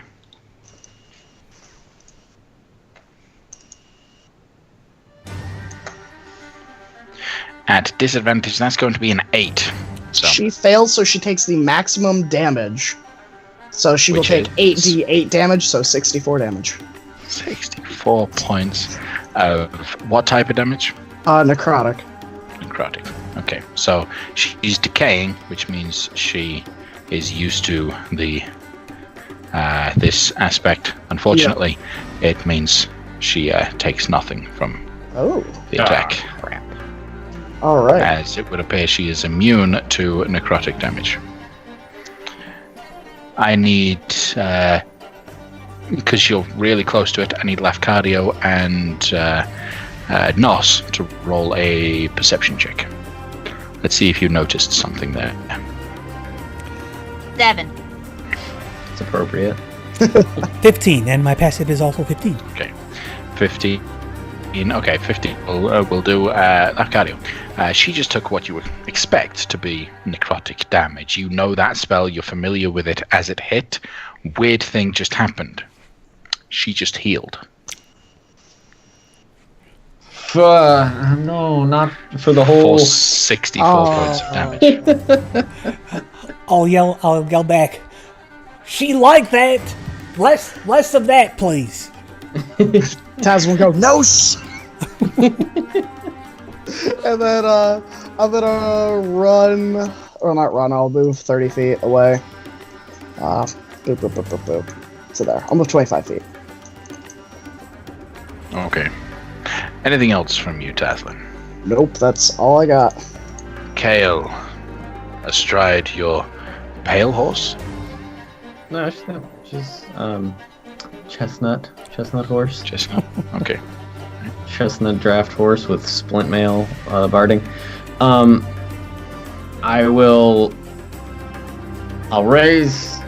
put the staff of healing and like put it under my shoulder like it's a machine gun. I go boom and shoot a guiding bolt out of Okay. it. I'd have said maybe a lance. Oh, lance makes more sense, but I want to be like Rambo right now. Okay. Out of character. Ah, In character, Go. he's just doing stuff. Anyway, I got to roll to hit. That would be a 25 to hit. that is going to hit. Fantastical. Let me roll 4d6s. It does 6 plus 5, which is 11, plus 5, which is 16 radiant damage. Okay. And then, She'll take the 16. The next attack against her has advantage, and also if I can move the square so that it's like I will draw a thing for you to see. I basically want it to just be hitting just her, but like I'll just draw it. Hold on. Here we go. All right, everybody. Like this, like that, kind of. Yeah, close enough. Perfect.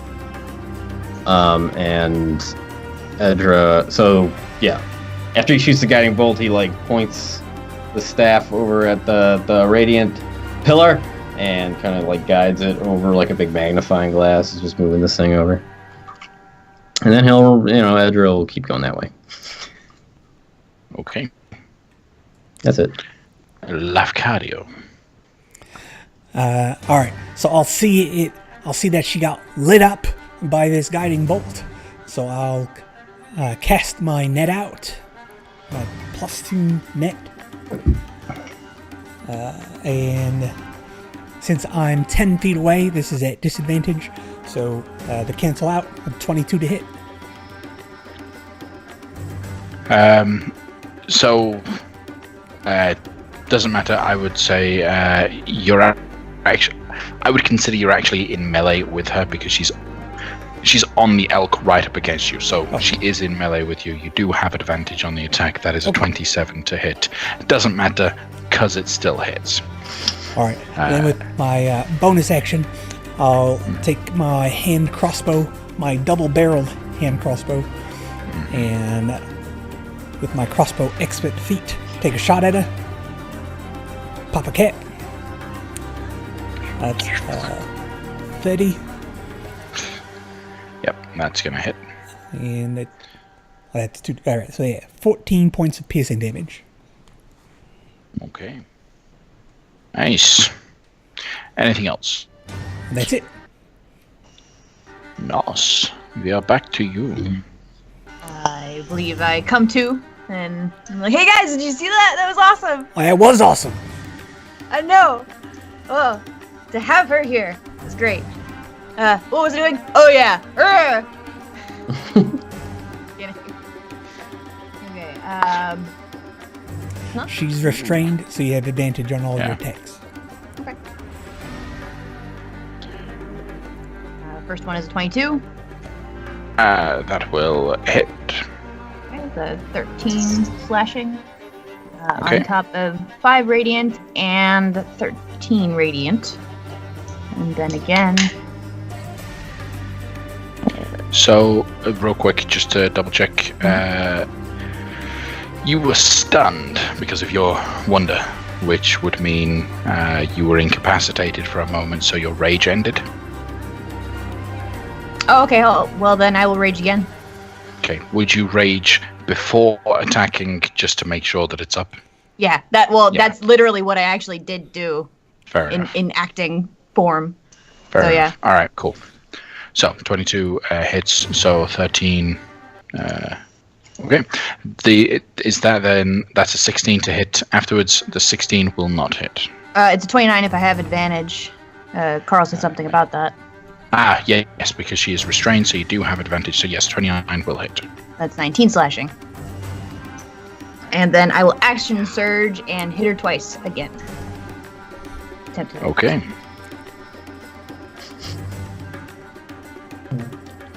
There's a 25 and a 30. And you will hit her twice again. That's 20 slashing and then 17 slashing. Jesus. Wow. She looks like she's glowing. Like she's not of this earth presently. She doesn't even look anything like a hobgoblin right now. Anything else from you, Nos? I think that'll do.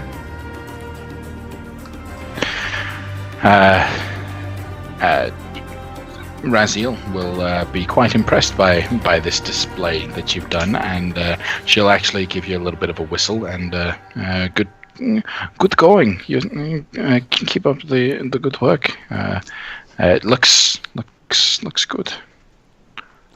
And that's her turn. Now, she's gonna try to fire off 2 shots, which with the advantage will hit on the first one, will not hit on the second. Okay.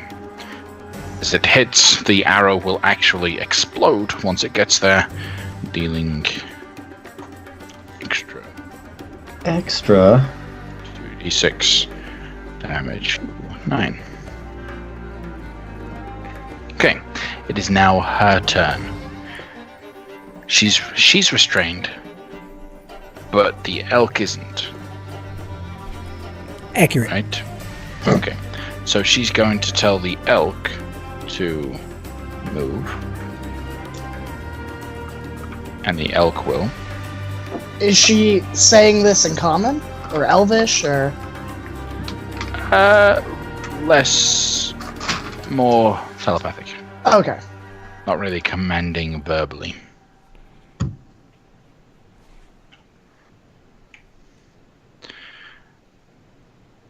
Moving in such a way that she's still on the horse, stays within Nos's area, but moves away from Lafcadio, which does provoke an attack of opportunity from Lafcadio, should he desire. He desires. Okay. It is 30 for 10 slashing. Okay. So, just to clarify, perhaps we should discuss this. Right. I didn't have You dealt slashing... so... I didn't actually have my whip out, so I couldn't have done that. So, never mind. Okay. Well, this is an interesting thing for us to discuss maybe at another time, but I would be interested to know if that slashing attack would have actually damaged your net. Nope, because I wasn't attacking the net. But she's Plus, it's a surrounded by magical the net, net. right? I'm very precise.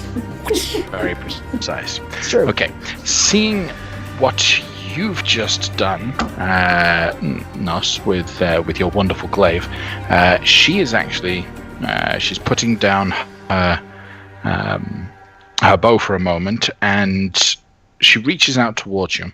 Her hand seems to shift into that of what looks like a tree form, branches that intertwine another, and then it actually breaks off.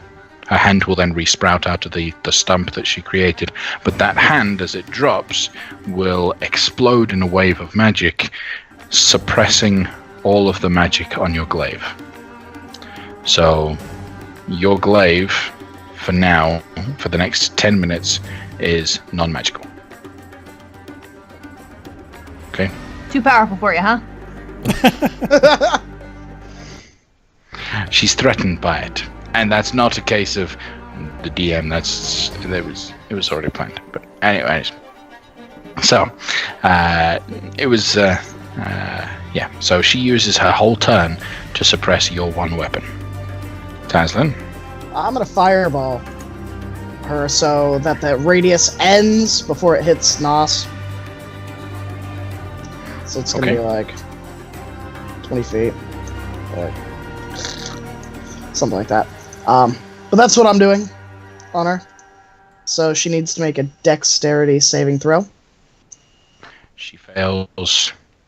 And then the elk also probably has to make one. I think the elk succeeds with a 22. Yeah.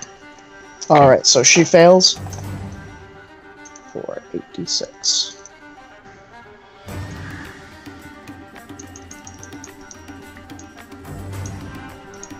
So 40 damage, and then 20 to the elk for succeeding. Okay. The elk is going to die.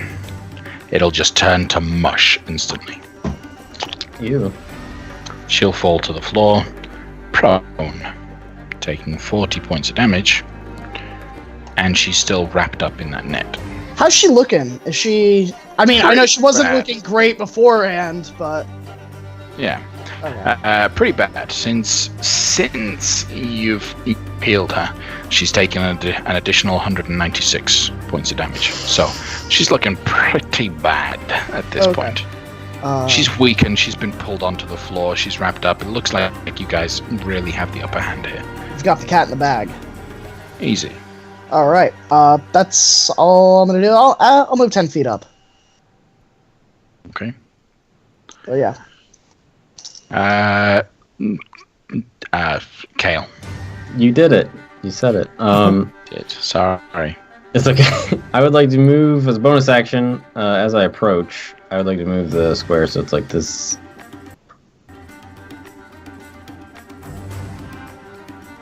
There you go. The idea is I'm trying to cut off her escape. She tries to escape. Then I'm gonna move up here.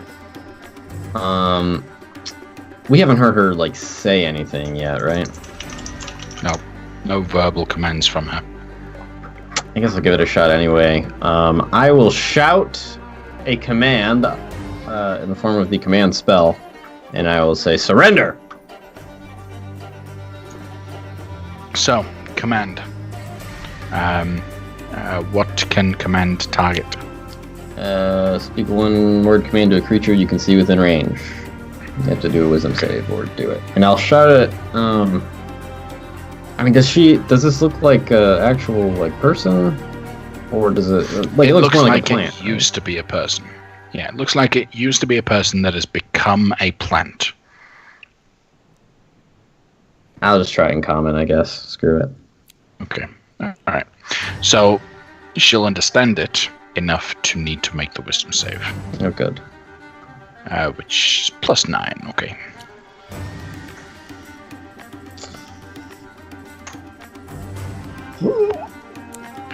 $22.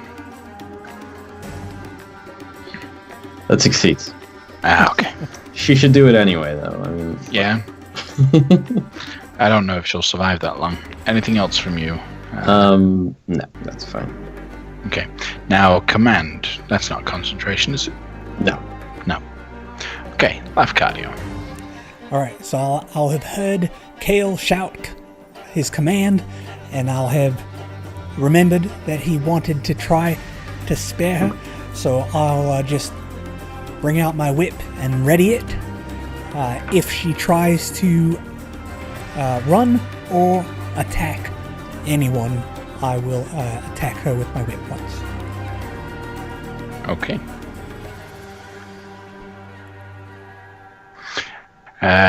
Anything else from you?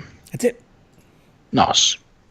Yeah, I'd like to still try to strike her down, but I don't want to kill her. I'm going to try to do this non-lethally. Non-lethally. Okay. And just to clarify, you were emphasizing the glaive, but you said all magic on me. That includes my cape and stuff No, like that. not meant to you. Okay. She targets one magic item she can see within 120 feet of her. That's its it? magical properties are suppressed. Yeah, it was just a Okay. glaive. That was it. Your other glaive is fine. Yeah, I was about to say. I'll take out my other glaive, use a bonus action to extend it, Mm-hmm. and start using it. It's Okay. got the exact same stats mechanically go as... ahead. Yeah, exactly. It just doesn't explode with wonder Mhm. and awe, Those 229s. which are both going to hit. So that's 16 and a 19 on top of 9 radiant and 13 radiant. Non-lethally. Non-lethal radiant damage. Describe to me how you non-lethally knock her unconscious with so much radiant damage there, Nos. Well, let's see. For the first radiant batch of stuff, it comes from my glaive. It comes from Divine Fury feature. I feel like I have used this enough times. I know exactly where on the blade the radiance happens. I've always been describing it as like sparks raining down whenever I contact something. So perhaps I can get her with the notch just below where the glaive connects to the pole part Okay. beneath the blade. Yeah. So maybe get her there in the head or in the nose. Clock her in the nose with it. Just like that. And for the second bit, the 13 radiant damage, perhaps I can... I'm imagining like I am the sun. That's kind of what's going on here. Perhaps I can use something like a part of my body that is clothed and keeping that radiance in to block myself from her, essentially. Like maybe turn the cloak around and put my back to her real fast after. Right. Okay. So as you're coming down for this second, in that split moment, you can see that your radiance itself is actually drying up her plant-like form, and it would kill her if continued to be exposed. But you turn just ever so slightly to block it off, so that when this blow lands, it doesn't kill. All right. Now let's go to the creature before you falls unconscious from that attack. I'll back up real fast. Right. It's already in a net, so it's already restrained. But what are you guys going to do now? I'm also going to turn that off.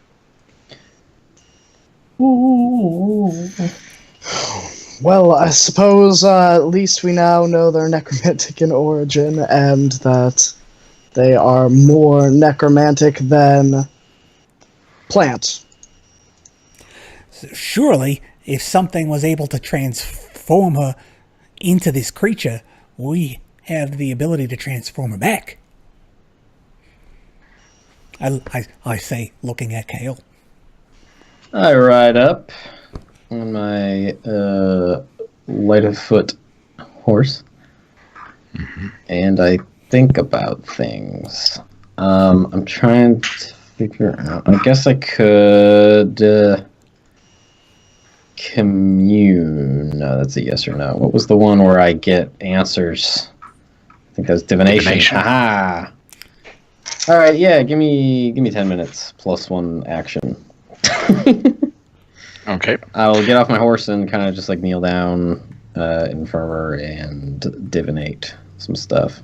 While he's doing that, can I wave down Tazlin? First of all, my Super Saiyanness dies down. And I'd like to grab Taslin's attention and show him the Glaive of Wonder and be like, "It happened again!" Taslin holds it, and he's gonna like inspect it. Would I do like an Arcana check? But Yeah. Okay, would it be advantage considering I've seen this happen before with like Wampum's Warhammer and the original Glaive? Yes, I'll say it. All right, that would be a 34. Okay. This is not permanent. This is only temporary. It'll only last for 10 minutes. It's just suppressed. All right. I'm gonna pretend like I'm casting a spell on it, and then make it look much more impressive than it actually is.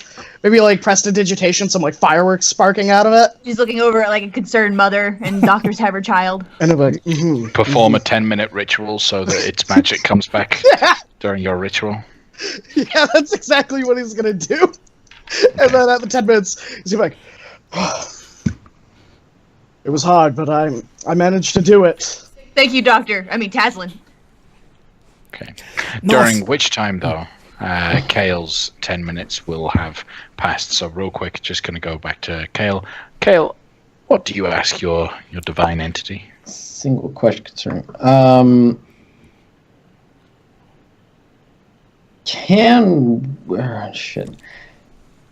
How can we restore this creature to its original form?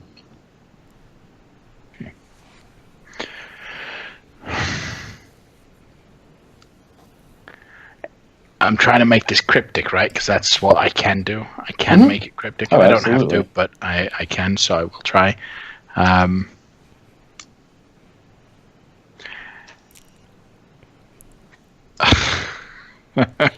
Sorry, from whence it came, it should remain until the blight is killed again.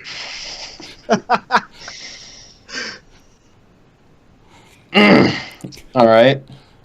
I watched that movie recently, so that's why it's in my head.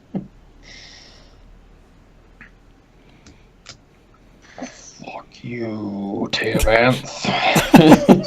I'll have my revenge. That's one of my favorite bands of all time.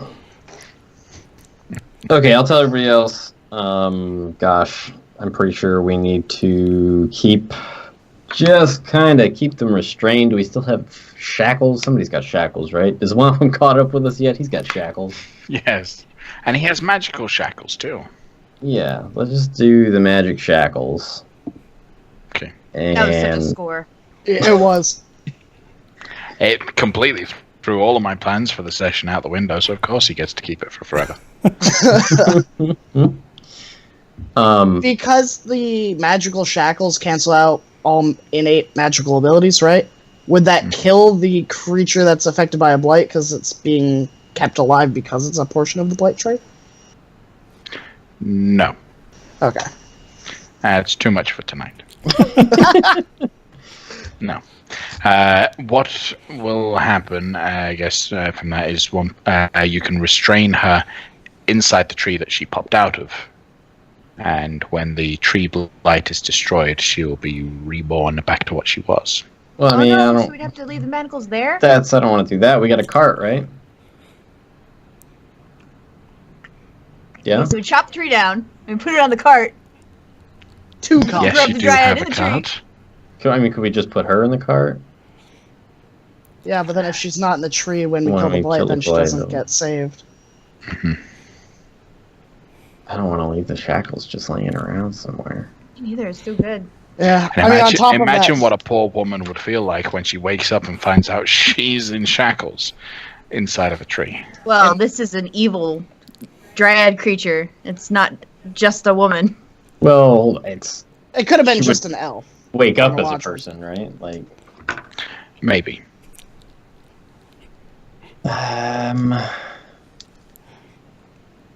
what if we? Okay, hear me out. We go Okay. find the tree, and then we kite it back here. I. We don't have that luxury is- of time. Well, there is a surefire way that we might, if we are close enough, we might be able to lure the tree to us by opening up the box. If the tree blight is close enough, then it might smell the blood of the vampire and come to us. It's possible. I don't think it's likely, but it's possible. I was expecting this hunt to last more than a day. I was too, and I don't think it will work, but it's something that we could try. But if we try it and then it doesn't work, we just sat here with our thumbs up our butts for a whole day, and that's... Yeah. Well, not thumbs up our butts. I mean, I used a lot of angelic juice there. Right. Okay, That's because I was assuming we wouldn't end up fighting a tree today. But you know what? If we're gonna fight a tree, we gotta fight a tree. Nature calls, Boy, does it ever sometimes. Indeed, it'll be the blight of our lives. Speaking of Nos, that was some really impressive power that you displayed there. Quite remarkable. I've never seen its like before, and we fought an angel before, so that's saying something. It's not comfortable. I mean, it looks cool and stuff, yeah, but I literally feel like my insides are boiling when it happens.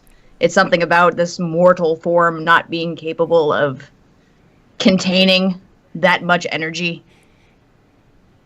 Raziel will kind of walk around to your back and almost touching your back, not actually touching, as she will ask. So, do the wings go back inside you, or what? Well, I mean, correct me if I'm wrong, magic people, but the way that I innately understand it, as I was born into this world with this information somehow, but I believe it's raw energy that manifests for about a minute or so. So it's not, it never once was of this material plane, the wings. And you can do this at will?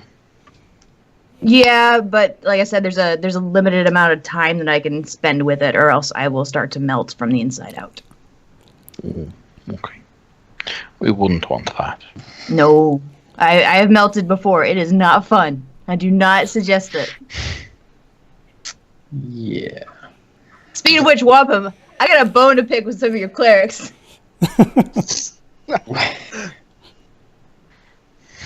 All right. Wampum's finally caught up. All right. So, what are we doing? All right. So why don't we put, like Noel said, we could put the tree thing on the cart, put this prisoner in the tree thing on the cart, and just keep going. And who's going to cut this entire tree down, proceed to load it up? Point at Wampum and his axe, his blast axe. The guy with the axe. I have no doubt that Wampum can cut the tree down. Would it fit in a cart? It's a pretty big tree. The cart probably wouldn't survive. Yeah. But I would also think that you'd be intelligent enough to know that that wouldn't work. Right. Because then the tree would not be where it was. The only way it would work is if you chop down the tree, put it on the wagon, and then move the wagon to the exact position of the tree and left it there. Yeah. Alternatively, we could just put her out of her suffering and move on with our hunt. Well, that seems a bit callous. Well, what do you expect? Look, here's what we'll do. We don't want to lose the shackles. We'll just take the shackles off, and we'll just shove her back in the hole in the tree, and I will use my rope we'll just tie it up and hope that that works, and if it doesn't, we tried at least. Okay. Sounds good to me. Sounds good. All right, so you tie her up good and proper. You really make sure that she's restrained inside of the tree in such a way that she can't come out, and then continue moving on following the leads of decay to decay. Yeah. Right before we leave, I'm going to ask Kale to borrow some paper and his quill real quick. Sure. And then I'm going to write a note. And the note says, "Stay here!" Exclamation point! Exclamation point! Exclamation point! And then I will attach it to her. And then okay. I wish I had a shrub buddy. I could just leave there to watch over her. But anyway, I digress. Perfect. Great idea. Okay. Let's go. You continue trudging through the swamp, the grounds. The rain will continue to fall for now, and the closer you get to the center of this moors, the rain begins to actually start feeling somewhat sticky. It doesn't slide off of you as easily. It actually almost grabs onto you. Slowly but surely, you'll feel the rain around you becoming more like a layer of oil or slime that you can just brush off, but still feel it on your skin or on your clothes as you go through. I need everyone to roll a perception check, please, as you continue to move through. Can Edra also roll a perception check? 24 from me. Sure. 18. 18. I got a what's my perception? Why don't I have proficiency in that? Oh god, I only got a 24. Hey, same as me. Edra, however, got a 9. Okay. So Edra didn't notice anything. Damn. Who here said they got over 20? Me and Taslin, I think. Okay. Yeah. So, good skills of perception. You managed to spot the ground just before who's leading. I mean, Lafcadio said he'd be kind of up ahead, right? Mhm. Okay.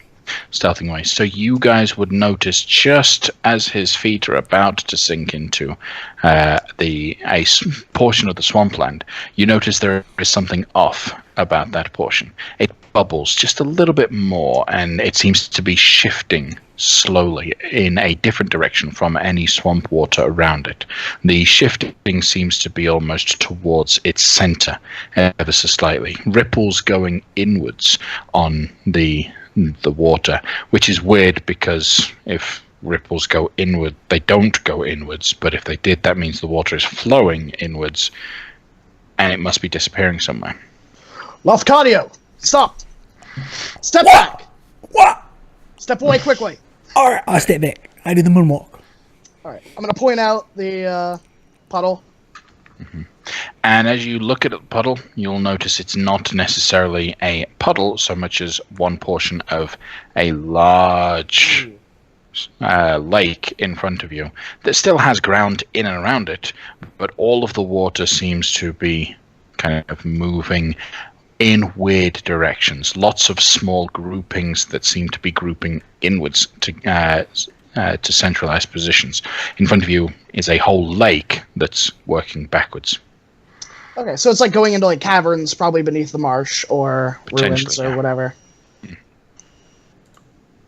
And your path leads straight past it. How long did it take us to get here, first off? A couple more hours in that day, which you're getting late in the day at this point. Could that have counted as short rest time for me, at least? Because I'm riding on a horse that has no problems going over the train.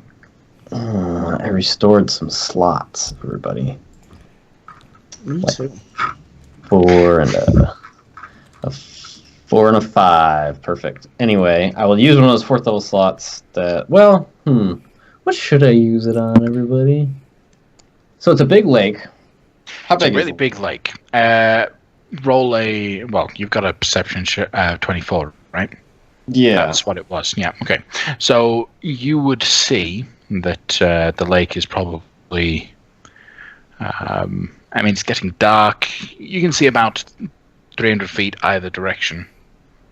is all of this lake, and those little rings that indicate these puddles of water coming in are separated every 20 feet or so as almost like a checkerboard pattern within the lake itself. Everyone, I have a idea. What's your idea? I purchased a swan boat token with a tome of fly I don't know what that means. when we were What's in all that? Waterdeep. Tome of Fly? Or a spell scroll of fly to be used on the boat specifically. So Make a flying boat. you make a flying boat. Yeah. How big is the boat? I don't know. It's 50 It's a feet swan long boat. and 20 feet wide. Yeah. So we could all fit on this boat. And then just go right across it. Including Edra. Everybody. I think Edric could just run across it. Edra could. Edra doesn't have to worry about it. The wagon would, but it would be difficult to get it into the boat, picking up a wagon and putting it over. But it's possible if you'd like. I mean, I'm kind of curious about that, though. But we don't think that the tree is here. No, you don't. Seems like it went past this way. Hmm. And I can only use this boat token once. Be nice if we had a folding boat right now. It'd be really convenient. Some idiot Alternatively, if we wanted to go take a quick 25 to a 2-hour trip in Luskin to get our boat back. 25 to 2 hours. Well, I mean, we have to find the crew. Yeah, no, your idea sounds fine, I suppose. I'm really curious about this phenomenon, but I'm going to make notes of it, and maybe I'll come back and check it out some other time when we don't have other things that we need to do. But Yeah. I'll say, so to save space, I can just, if we need to save space, I'll just write Edra across. But if we don't, then... You don't. We don't, then I won't, because that's more dangerous. And I don't want to put myself in more danger. Yeah, because Okay. I can fit I up. feel like he's telling me that more than anything else. Just thinking out loud. Yeah, so what, we're getting in the boat? Everybody all aboard? I'm gonna wait to get on the boat until we actually put the boat on the lake, because I don't want to put the boat on the lake and then have the boat go. Well, it only has to touch water. It doesn't technically have to touch the lake. I can set it down like on land. Okay, well you get it working, and you Yeah. let me know when Okay. you've got it working. Okay, so I'll find it's been raining, so I'll It's been Set it- raining. You're in a swampland, so there's lots of tiny little puddles and things. So away from the lake, you create Yeah. the swan boat. yeah, and then I'll pull out the spell tome of flight and cast fly on the boat. So when he puts this, because at first it just looks like a feather, right? Yeah. It's just a very long, ornate-looking feather with a slight curve in the quill portion of it that makes it look like a swan's beak with a swan's feather. Places it lightly on the water, and it begins to dissolve into the water for a moment. But as it dissolves, it turns into millions of tiny little sparkles of white light. Those sparkles begin to get bigger and stronger, and then they start to combine once again and just grow and grow and grow into the form of kind of like a Viking longboat, but with a huge swan head at the front, and the sides are designed like the wings of a swan with some nice curvature in their design, like almost like it's got feathers, with the back being very reminiscent of a tail. You'll be able to get everyone on it. You'll be able to cast fly, and since it can fly up quite a distance. How high above the water surface do you intend to be? Like 65 feet? Okay, fair enough. So, I gave you before 3 spell scrolls of fly that could be used on the boat. Yeah, Okay. but the boat's a one-use item.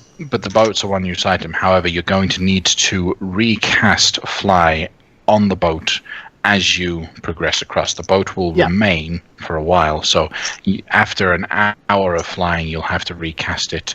This lake continues on quite some time. Okay. Everyone gets on the boat. Yeah. With everything, you'll need Raziel will need some help getting the cart onto the boat. Yeah, Wampum will help. Tazin will also help, just to show off his cool boat. By the way, Tazlin, brilliant stroke of genius here. I didn't think it'd work. They say that often about my ideas, but I have good faith that this might work. Yeah, you showed me. Okay. Well, touching the staff of storm, or the scythe of storms, touching the Okay, sword no of good bat, actually came out of that, so that would be correct. but at least I can say I did it. Kale, do you have any idea where we are right now? Like, where are we actually? We're in the high moors. Big swamp. Is this actually like a lake, or that we're about to pass over, or? It may just be in this? over full swamp land area, right? Okay. Like it's just there's been a lot of precipitation lately. It's the rainy season, I guess, and sometimes as we were walking along the rest of the place, there's a lot of muck and some islands here and there and stuff like that. But there's certain parts where just the level of the ground is lower, so it gets filled up with water. Kale, would I be able to make a history check, seeing how I'm like a few centuries old, that maybe to see if this may not have always been a swampland? Sure, but before you do so, Nos, what were you going to say? No, go for it. That would be good timing if he wanted to interject with a fun fact about it or something. Okay. All right. 16 plus... what's my history? 21. Okay. So, absolutely right. The High Moor was once actually much more beautiful than it is right now. The High Moor was a grand forest before it was destroyed during a great war with the elves. The life and the plant life, just the very ecology, ecology of the place shifted due to the scale of battle that happened here. The amount of bodies that died just turned the ground from a luscious and beautiful place to a harsh and mucky swamp. Okay, so I'm like... I lean over the boat and like... I let out a brief sigh, and I'm like, a long, long time ago, these used to be forests, until a great war with the elves wiped that off the planet, and it became the swamp you now see below. So was it magically concocted? I shrug. Yeah, kind of. You can at least ascertain to that. The elven blood slain on the ground in such high quantities, the magic within their essence shifted and changed this land, yeah. So it is magic. I'll convey that. Gnarly. It's extremely gnarly. I can't imagine how many bodies would have... It's disgusting. I'm sorry. Kale, I was going to ask you, is the High Moor part of Eltergard? Because earlier I noticed that there was some confusion. I'm not from here, obviously. No. It's outside what Eltergard, at least when I left, it was outside what Eltergard considered its borders. The northern end of Eltergard was kind of pretty much at the Borskir Bridge, to my recollection. So yeah, the High Moor and the Troll Claws south of here, and the Trollbark Forest, I believe it's called. That's all just unclaimed land as far as I'm aware. Baldur's Gate might be interested in it. They might claim it's theirs, but there's no government presence there of any kind. Your people aren't very creative with the names, are they? Whoever came up with them. Somebody really likes trolls. Yeah. There are a lot of trolls there. At least you know Thank you what for you're getting. Yeah, Yeah. that's true. It's true. No one goes to the Trollmoor saying, "This looks like a good spot for a picnic." Well, this is a high moor. But yeah, you get it. Your point still stands. So we're gonna just keep going. Is that what we're doing? However, Yeah, We're still on the trail, right? We can go a whole whopping 6 miles per hour. So, which is faster than you would normally be walking. So, you get onto the boat and you start flying over. And because you're flying over, you cleverly avoid the trap as you go. So each of these points that you see are ripples inward. As the boat flies over, a large tentacle rises up to try and reach at your boat, but it can't reach 60 feet. I look at Taslin and I say, family? No, and I'll use Chill Touch while we're flying past because it has a range of 120 feet, and it clearly can't reach us. So you're just going to be constantly throwing chill touch at the tentacles that can't reach you. is that smart, Teslin? I feel like we're like poking the bear there. I'm in a bad mood. Poking the Eldritch Horror. Can I identify it in any way? Just as he's, as I see the tentacles coming up, does it look like anything remotely familiar? Do you want to touch it? I do, but I don't. I want to touch it, but I don't, Okay. So, history check, Arcana, religion, might even. I'll just do Arcana. Let's do that. Ah, crap. 22. Okay. Definitely a unnatural formation here. The way in which the tentacles are rising up seems to suggest it is of the arcane nature. Now, testing your knowledge and your memory, there are accounts of people summoning tentacles from other planes. Tentacles are present within the Evard's Black Tentacles spell. And what you can ascertain here is essentially this entire lake bed area has become a conduit to wherever those tentacles come from. And so they are just spewing out and lashing out at everything. So it's like extra planar, these tentacles, like they're from... Like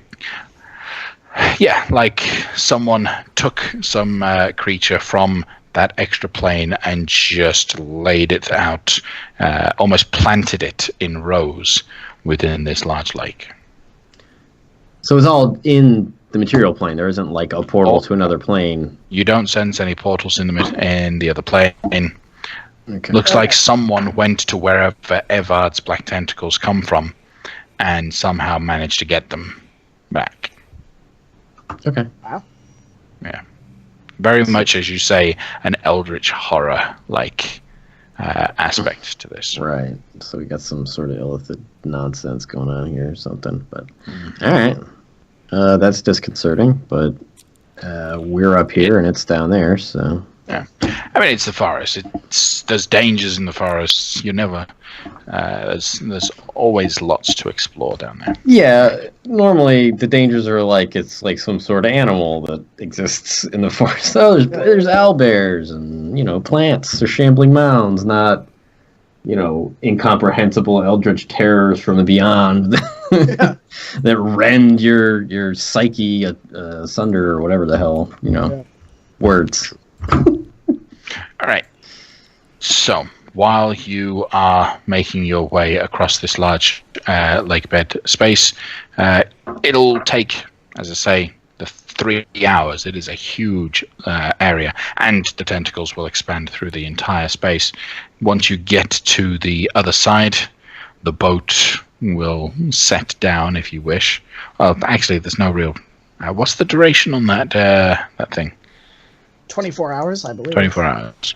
So would you just keep... Well, it'll fly... The fly will end, so it'll just land a little bit past the end of the lake, good couple miles past the end of the lake.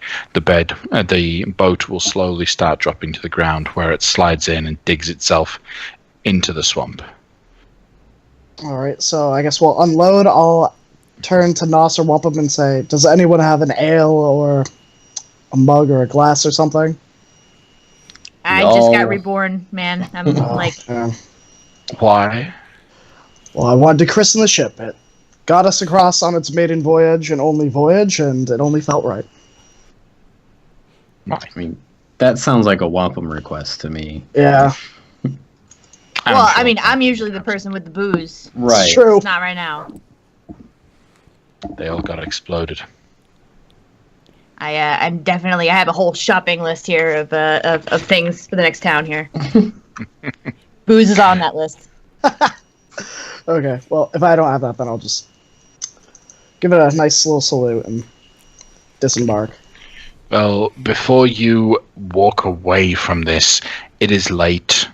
The sun is getting ready to go down. The rain has lessened. It's not stopped, but it has lessened in this area. This is a good place to start looking for camp. Okay. We can just set up camp wherever. I will not be casting the Magnificent Mansion tonight. I only have enough resources for one more cast of it. Couldn't we... You said we can only fly for 6 hours. Mm-hmm. But the boat only lasts one time, right? Yeah, Is One time. The boat a living creature of any kind, or is it just a boat? it's just a boat.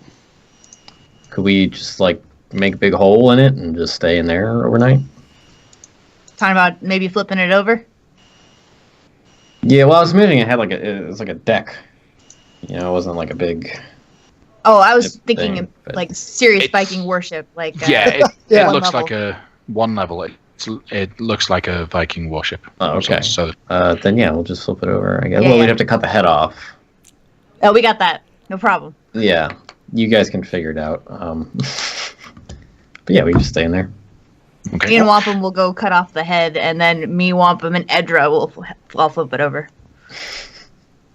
How are you going to overcome the fact that the ground is all swampland all around you? It's all wet. It's all muggy.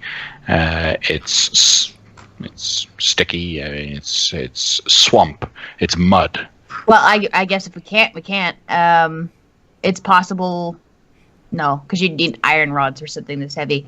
What you could do is grab big old hunk and branches and then make a line, smack them into the ground, and then make a line, and then line that edge up with the edge of the boat and use it as a lip to kind of pull it that way. Okay. Sorry, I don't mean with the. I don't mean difficulty on flipping the boat. I mean while you guys are Like, you'll sleeping. sink into it. Yeah. Yeah. Oh, I've got a cape. I mean, I'll just be entombed in my cape. No, like that. I remember that was a problem for people in like the Philippines in World War II and stuff. My grandfather used to tell me, like, it's so wet that like you have to lay down like a really thick foundation and wait for it to stop going down before you can actually build crap on top of it to stay dry. But let me ask you this, Teo. In Yeah. World War II, they didn't know any magic spells. If I were to summon No, a they temple, would the temple just, I mean, it's magically created, would it still, like, sink in a swamp?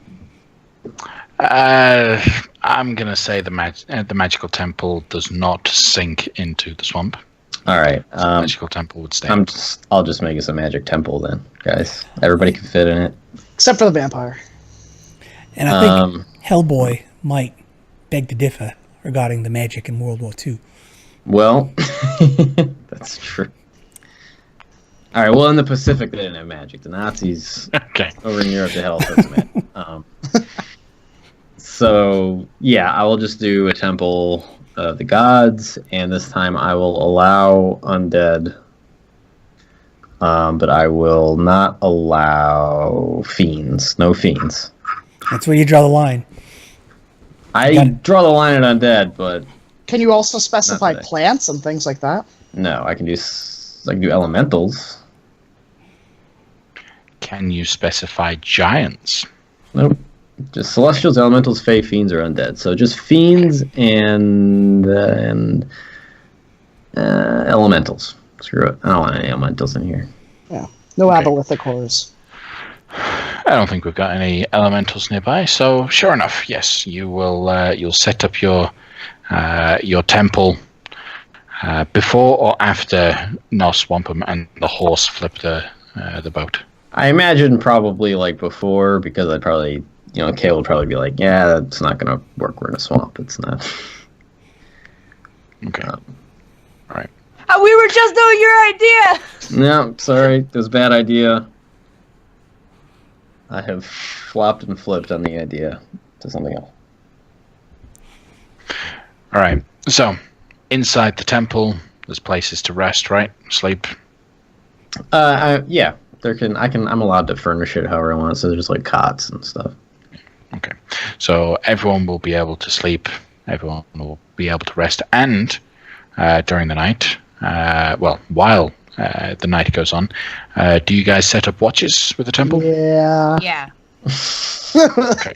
I'll at least try to take a shift regardless of whatever anyone else says. Yeah. Because if he made undead okay, I think that's what we're fighting. Or something. Yeah. I don't know. Yeah. Before watches get set up, Taslim's going to use prestidigitation to clean all of his robes of all the muck, all the rain, and then he's going to dry it. Oh yeah, I'll pass like my cleansing stone around to everybody. I'll just be like, you just rub it, Yeah. and you're clean. Yeah, and like dry your boots so none of us get any like fungal runoff. Yeah. I like simple magic. And I will have Iskar keeping watch outside and patrolling. Outside, okay. Yeah, I mean, it's a cat. So it's got night vision. It's tiny. It's going to be like maybe like 10 feet away from like the temple exterior. Okay. And then Taslim will also take 2 shifts of watch because he only needs 4 hours of sleep. Fair enough. So which shifts are you going to take? They have to be consecutive. Yeah, he'll take second and third. Okay. Okay. No, that won't work. Sorry, I should clarify. They don't have to be consecutive. Your trance has to be consecutive. You're right. So you he'll can go. do first He'll and take the second. first and second, and then he'll rest for third and fourth. All right. So perception check for both you and your cat. I will. Yeah. I will also be on first watch. Yeah. You'll also be on first watch. Okay. Is Raziel taking watch? She'll wake up for one watch later. Okay. But Good. she's certainly not gonna take a watch with you. That is exactly what Taslim wanted. Was not to have that. Okay. So for Iskar, that would be a passive perception of 13. Okay. And But then, because it's dark vision, it's only within. It's going to be an 8 within 60 feet of the building. Okay. and then for me, my passive perception is 17, and I have a 20 total. Okay. So, are you relying on dark vision? Not just dark vision. I'll have a torch. Okay. Fair enough. So, in terms of setting the watch, what kind of position? Are you inside? Are the doors closed? Are you just listening, or are you at the doorway with the doors open, looking out? Are you outside patrolling the temple? So Taslim will be right by the doorway, listening out while he's viewing through Iskar's eyes. Okay, but you're okay. So, yeah, go ahead. And I'll be by the door watching Taslim, also listening. I rolled an 8 and have a passive of 15. Door's closed. Okay, door is closed. Oh, to specify, only you and any creatures you designate when you cast a spell can open or close the door. Oh. Just read that. So only us can open or close the door. Okay. Yeah, but are there windows? But could they bash the door open? Blah, blah, blah, blah, blah, blah, blah. That was a joke, because I assume if they specified those mechanics about the door, it would be the same with the windows.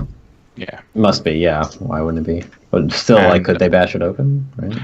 Unless the temple has hit points described anywhere, it can't be bashed. Yeah, it doesn't say it does. Oh. Okay. Or wait. Whenever any creature... Oh, no, in the temple. My bad. You're good. Okay. Okay, so creatures from outside of it that you haven't specified won't be able to open the door. Well, that's fine. That's And okay. also, it extends into the ethereal plane. So, Fair enough. Okay. no night hags tonight. No night hags tonight. However, during Taslin's second watch, so this is after Lafcadio will have gone to bed. Will anyone else have joined Taslin on the second watch? I'll do it. Okay. Roll a perception check. I guess that only works for 10 minutes. Okay, never mind. I won't do that. Just roll it straight. I got a big fat 15, baby. Okay. All right. So you'll both hear something moving outside. You'll hear the loud thuds and splashes and just mud being thrown everywhere. You'll hear a thud against the door as something impacts the door, and then a bit of a squelch immediately afterwards. So whatever hit it, slowly running down the front of the door. Using your vision through your cat's eyes, Taslin, you watch as a very large looking troll with 3 heads stands outside the temple. Oh wow. The troll walks up to your cat and is going to start chasing the cat around the temple. What is the cat doing? The cat is going. How far away from the Eldritch Horror are we? Miles. Miles. Okay. Cat's just gonna run. I mean, he's just gonna run the opposite way because I really don't care if he gets. Actually, no. I don't. I'll just dismiss him as a free action into the little plane, and I'll just resummon inside the temple. Okay. Boom. So you'll watch as this large creature with arms sticking out of everywhere in broken form, a messed up troll, really extremely broken and not the normal creature that it should be, starts charging towards the cat, and then the cat disappears.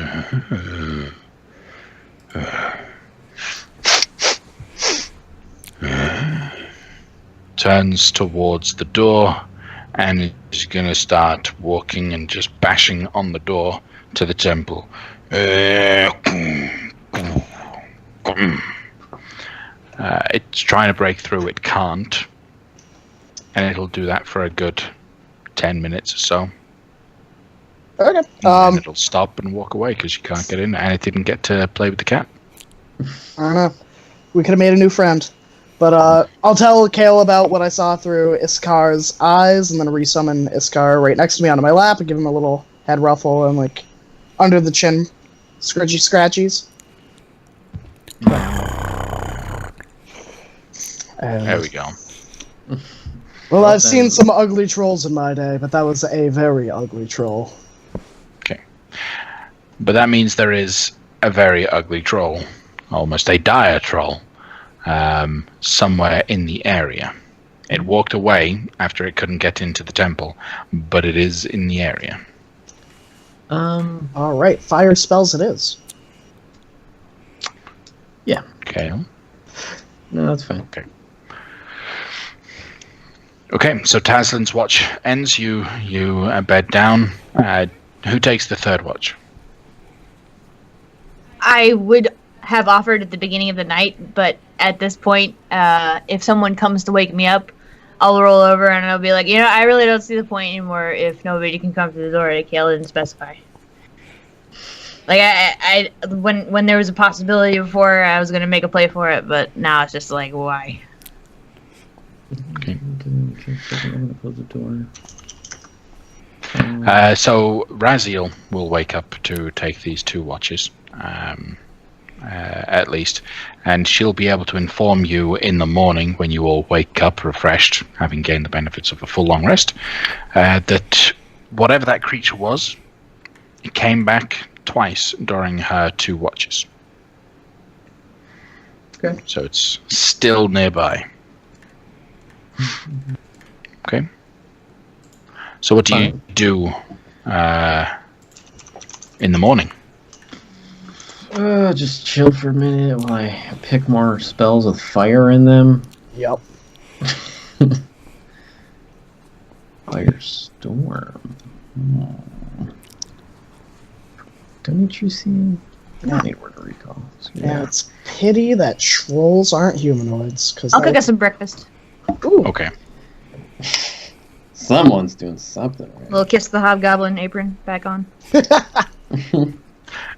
Raziel will try. If she goes in for it, then I will fully embrace it. I will spin her around, dip her, and give her the biggest smooch. Then I'll put her back up, smooth her clothes back down, and then return to flipping an egg. Okay. She'll shudder, kind of stretch almost, and so, ooh, radiant. Love is love. So she likes Nos. So you have breakfast. It's a good breakfast. Good. It's a great breakfast. Great. All right. Do another one. You ready to leave the temple? Ready to leave the protections of your temple? Yeah, I could just stay here for a while. I could use Forever. the week off. Yeah. Never leave. Kale. Come on, Kale. We got a job to do, Kale. Is there a portal to the Feywild anywhere within however many miles I could detect them? Nope. Okay. Not in here. Just curious. Alright. Then I'm ready to go, I guess. Ooh, gosh, I like that. I'm still picking spells out of character, Okay. but I'm just... Yeah, I'm Fair. all done on my side. So, is there anything, I want to say, different that you do today, based on the fact that you know that there is a big, nasty troll around? It's come back regularly, so it might come back again. Are you going to be covering your tracks? Are you going to be tracking it down to kill it? I mean, it's clearly deformed as a result of the tree. Like that kind of decay and adjustment is upon you. And if this gets the opportunity to metamorphose into multiple creatures, then that's a big thing that's a danger. Yes, Lafcadio? I would ask Raziel about the revisits. When the troll came by again, did it try knocking down the door again? I'm a deep sleeper. I didn't notice. It did the first time. It knocked on the door again. Then I heard it knocking on a little bit of the wall next to the door, and it seemed that over the course of that time and the next, it tested the perimeter of the temple. Well, I guess, Caleb, if you left the temple up, we could lay in wait for the troll to come back, so that way we don't get surprised anywhere out there. Because we know he's going to come back to the or it seems likely he'll come back to the temple. I feel like it's wasted effort to attempt to take on this troll unless we come head to head with it again. Because it, like what we discussed with the... I'm just going to call her a dryad. I don't know what she was.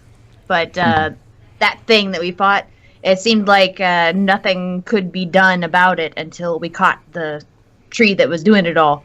So I feel like that's just going to be the same problem over and over again. And it's like we're attempting to cure symptoms, not the disease. And the longer we let the disease go, the more corruption will occur, the more we're going to have to backtrack and fix all that stuff later. So I say just ignore it and try to outrun it. Yeah, just keep an eye out for it. I agree. Just be wary. Wampum will, I think Wampum being a very combat-oriented individual would want to do something, so he would suggest perhaps we could create some form of trap that will trap this creature so that it doesn't keep following us, and we don't have to waste any of our capabilities today. Well, even time is a resource that I don't want to get away from us, because again, the more that tree thing exists out there, the more stuff like all the stuff that we've been seeing is going to happen. So we want to keep that number down as much as possible. And we're unsure if they're directly controlled by the tree, so it may be sending agents that's already corrupted to scout us, knowing we're on the path. I mean, I feel ya. I really do. I know where you're at. I know where your heart's at here. I'd like to lop its head off, too. That was very fun, the one time that we did face trolls. Dismembering them just so they grow back together, and then you could do it all over again. It was great. But not this time. I think these trolls are going to be trolls regardless of this tree thing, because right, that's what this place is known for, the trolls. So it's not like the blight is causing trolls. The troll's going to be a troll regardless. I mean, if you think we can outrun it, that wasn't in question. The thing about it was, I thought that we wanted. The question was to go after it because it was corrupted specifically. So that not being an issue, then why pursue something that's not on the agenda to pursue? It just seems like a waste of time and resources. I will defer to you all. You're the smart ones. Can I do... I don't know what check would be this, but do creatures infected by a Gulthius tree also infect other creatures? So what Raziel mentioned was before was she believed that these things were able to, by the evidence that they had, these creatures were created by this particular tree. Not just it's not a Gulthius tree, but it is in the same sort of ballpark. It is a tree that's trying to become. So what she said was that these creatures do reproduce by killing something, and then whilst inside the carcass of what they kill, they then duplicate. So the tree blight has infected this dire troll right here, made it nasty, made it worse. It's possible that it's going to be looking for something to kill and then reproduce inside of the carcass. Okay. Okay, so this thing is wandering the countryside, killing everything. Yeah. Popping out new ones. Yeah. And it just happened to find you. All right. So if you guys, fair enough, Nos has a very good point. You guys pack up and start making your way through, just headed out quickly. Mm-hmm. All right. Fair enough. Then continuing on with the searches today, survival checks from someone or, one of you with advantage. Wampum does let you know that while he did well yesterday, might be worth someone else doing it today. I'll do it. Okay. Oh, I'm actually pretty good at survival. I'm proficient, one would say. I got it. Then would you like to start? Kale said he's got it. I got it. Can I guidance it? Yeah. That would be a 20-something. 24. 20-something. 24. Okay. You will be able to judge and guide the party, continuing to follow the evidence of this decay. It conveniently follows the steps that the dire troll would have been taking previously. So you do come across and pass by its footsteps every now and then as you continue making your way through. Into the dark swamplands and area in here, you'll begin shifting away from the harsh swamp. The rain has stopped, but the smell is pretty bad in here. The landscape begins to change. You actually see ahead of you, about 100 feet or so, as it comes into view, a set of ruins surrounded by fog and mist. The ruins breach up about 20 feet high at the most. The fog that lays around them is probably no more than about 5 foot tall mist that seems to be emanating from these ruins right here inside the Highmoor, right in the swamplands. The ruins look like old stone. Ahead of you, archways and broken towers that have been toppled over to one side, and your pathway leads you near these ruins. Let's not go that way. I don't want to go to Barovia right now. You said it was like 100 feet away? Yeah, it's about. That's when it comes into view. Is in front of you. Visibility is reduced a little bit in the area. Fog, mist, something about the swamp is reducing your visibility. So you notice the mist and the ruins about 100 feet or so ahead of you. Okay. I will motion for everybody to halt, and then I will close fist. I will get out my Tome of Denier. I will run a hand along the cover, and the eye will flash, and I'll cast the Arcane Eye spell. And while he's doing that, I'll cast Mage Armor on myself and Water Breathe. I assume I always do Water Breathing at the beginning of the day, so. Yeah, and I've been doing the same thing with aid, 4th level aid, on you, Dazzlin, and me and my horse. So it's 15 hit points. But yeah. 1, 2, 3, 4, 5, 6, 7, 8, 9, 10, 11, 12, 15. So I'll make the Arcane Eye. What's up? Sorry. Graham, you were saying something? Oh, yeah, that's on top of Lefcadio being a really cool dude. Yeah, you get 11. Well, his is temporary. Mine raises your max. So, different things. But anyway, yeah, I'm going to make the Arcane Eye and go scout. I got an hour to scout out the place. Okay. Roll a perception check. Yes! Arcane Eye. I rolled a 6, which, if I add my modifier to it, okay, I got some really big modifiers. It's an 11, because I don't have a really big modifier for this one.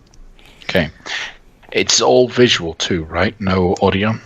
Boy, is it ever. Okay. All right. The Arcane Eye starts looking through the ruins, and what you find is you're looking at the ruined form of a noble villa. And you can even see some of the remains of the nobleman's house in here still remaining. There is no paintings or tapestry remaining because those would have decayed centuries ago. But you can still see some of the other more ornate furniture toppled over. There is a tarnished golden candelabra that's been tossed over to the side just underneath a little bit of stonework. You can see some furniture that's broken and rotted away over time. You have a nobleman's house here in the middle of, or ruins of a nobleman's house here in the ruins. It looks perfectly safe. The mist, however, seems to be emanating from a staircase that seems to go below the surface of the swamp. But for your perception, you don't see any sort of dangers. You do see quite a few nice trinkets and treasures within the noble's house, but very little else. Can I go down into the basement? You can go down into the basement. Once you get down into the basement, it's much darker down here, obviously, with no light. Roll another perception check. And what's the vision capability of this in darkness? You know what? Let's find out. Visible, normal vision and dark vision up to 30 feet. So, disadvantage, but I can still see. 12. 12. Okay. So you begin to explore. You go down the stairs. They split into a corridor that goes left and right. Pick a direction. Left. Left. Okay. You follow along left, and you're in a slightly twisted corridor that's tilted about 30 degrees off to one side. Long, there is a old stain on the stone ground, indicating the old presence of maybe a carpet or something that skirted around here. And there are doors that line this corridor. You follow this rubbled corridor about 30 to 40 feet or so, and it opens up into a larger chamber. You've only got 30 feet of vision, so you don't really see much at first when you stood by the door. But as you look through the door, actually pass on through, you have a very big chamber. It's getting larger and larger. You can't see the ceiling, you can't see the back wall, you can barely even see at this point the doorway that you just entered into, when you see a spark of light, little spark of blue light just ahead, almost like a tiny little flame in front of you. The arcane light moves closer and that flame gets stronger. Looks like, as it gets into view, looks like the flame is almost encased within a bone-like structure. Inside a bone-like structure, like a skull or a rib cage, or so. Getting a little bit closer to see a little bit better, looks like you do in fact see the skull of a large reptilian creature, like a large dragon skull. And inside is that nice blue flickering flame. It's just positioned right behind the crown of the skull to make it almost look like its eyes were blue with fire. Awesome. I'm gonna turn around and leave. Okay. Because dragons have true sight sometimes. All right. Can I? If I have enough time, I'll head back and try door number 2. Meaning Okay. the right, go right instead of left. Yep. You go to the right, and as you make your way down, you will what you will see off to the side is a large metal door. It is the only thing that appears to not be not having decayed. This whole building looks like it's centuries old, but this door, this metal door, doesn't show any of those signs. No rust around its frame, no sign of anything adjusting it or affecting it. As the eye gets to it, it's a dead end at that doorway, and you can just about see with your... Actually, roll another perception. Yeah, well, you're passive with this. What's your passive situation? 10 with the disadvantage. Okay, roll 1 just in case you get better than 10. Okie dokie. You'll see something, but if you roll better, you might see more. I got an 18 actually with disadvantage. Okay, so you see more. Not only do you see the etchings in the door that help to that give it a nice flourish and a design, you notice that those etchings are designed in a arcane manner, and in fact, this door is covered in arcane sigils that you would recognize to suggest a form of protection, almost. I want to say conservation. There we go. That's what I kind of mean. Conservation. Conservation. Okay. And that's, I guess that's all I got. So it's a ruined noble person's villa with a bunch of bull crap. Looks like the place was kind of, it's run down for a long time. If you go downstairs, you can go left or right, and on the left there's a dragon skeleton, and on the right there's a door. Yep. That's the gist of it. That's the gist of it. So, you're from Eldergard. You know, you've heard stories of the local lore and the folklore of this area. You're not exactly in your home, but you are near it. Roll a history check. 21. Okay. History tells of an old Netherese family that lived in the High Moor before it was back when it was a forest, before the spell plague, and local legends seem to say that family dabbled in dragon magic. and that that dragon that you saw is most likely a Dracolich that is inside the manor. All right. So, I will. Yep. Go ahead. Sorry. I was just going to say that the tales differ as to what folly led to the family becoming immolated within its home, but most agree the culprit was a Dracolich. Great. So I will tell everybody. Well, I think Kale would have been describing what he saw as he was seeing it to everybody. So he was like, "Oh, I got a big dragon skeleton over this way," and what I said a minute ago with the summary, but like in slightly greater detail, because he's a lot more. He's got a lot less brevity than I do. He's more about being descriptive. Okay, so what you do is you go talk to the Dracolich, right? And then you get the Dracolich to go fight the Shadow Dragon and be like, "Hey, this Shadow Dragon over here called your mama Ninny," or something. Boom, Shadow Dragon problem solved. All right, so Nos. Totally joking. So many problems. You should know by now. I know. I was just gonna say we just got you back.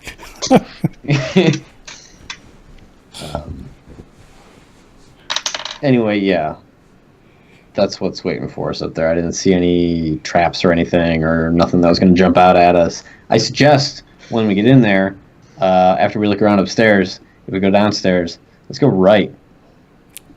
We're actually going in there. Is the rot trail lead that way? Oh, it doesn't? Oh, I thought No, it doesn't. It doesn't lead in here, so you don't have to go in, but it's just there. We don't have to go in. I don't really feel like we should.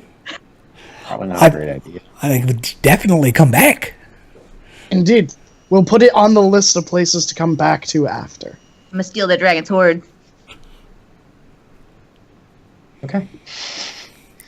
I agree 100%. Let's not go in there. At all. It is a silly place. That's like... So your trail goes by it, like really close by it. So you guys, knowing that there's a Dracolich in there, you take it easy. You slow down a little bit, you keep quiet, you don't make too much noise, you don't want to wake the dragon, and you pass on by, continuing on with your route further into the swampland proper. Okay. Yeah. Now, this day will continue, and it'll extend fairly uneventfully until you reach late evening time. Just before the sun goes down, the swampland takes on a different view, a different visage. Before, you're used to mud, ground, greenish brown with water. The water is gone now.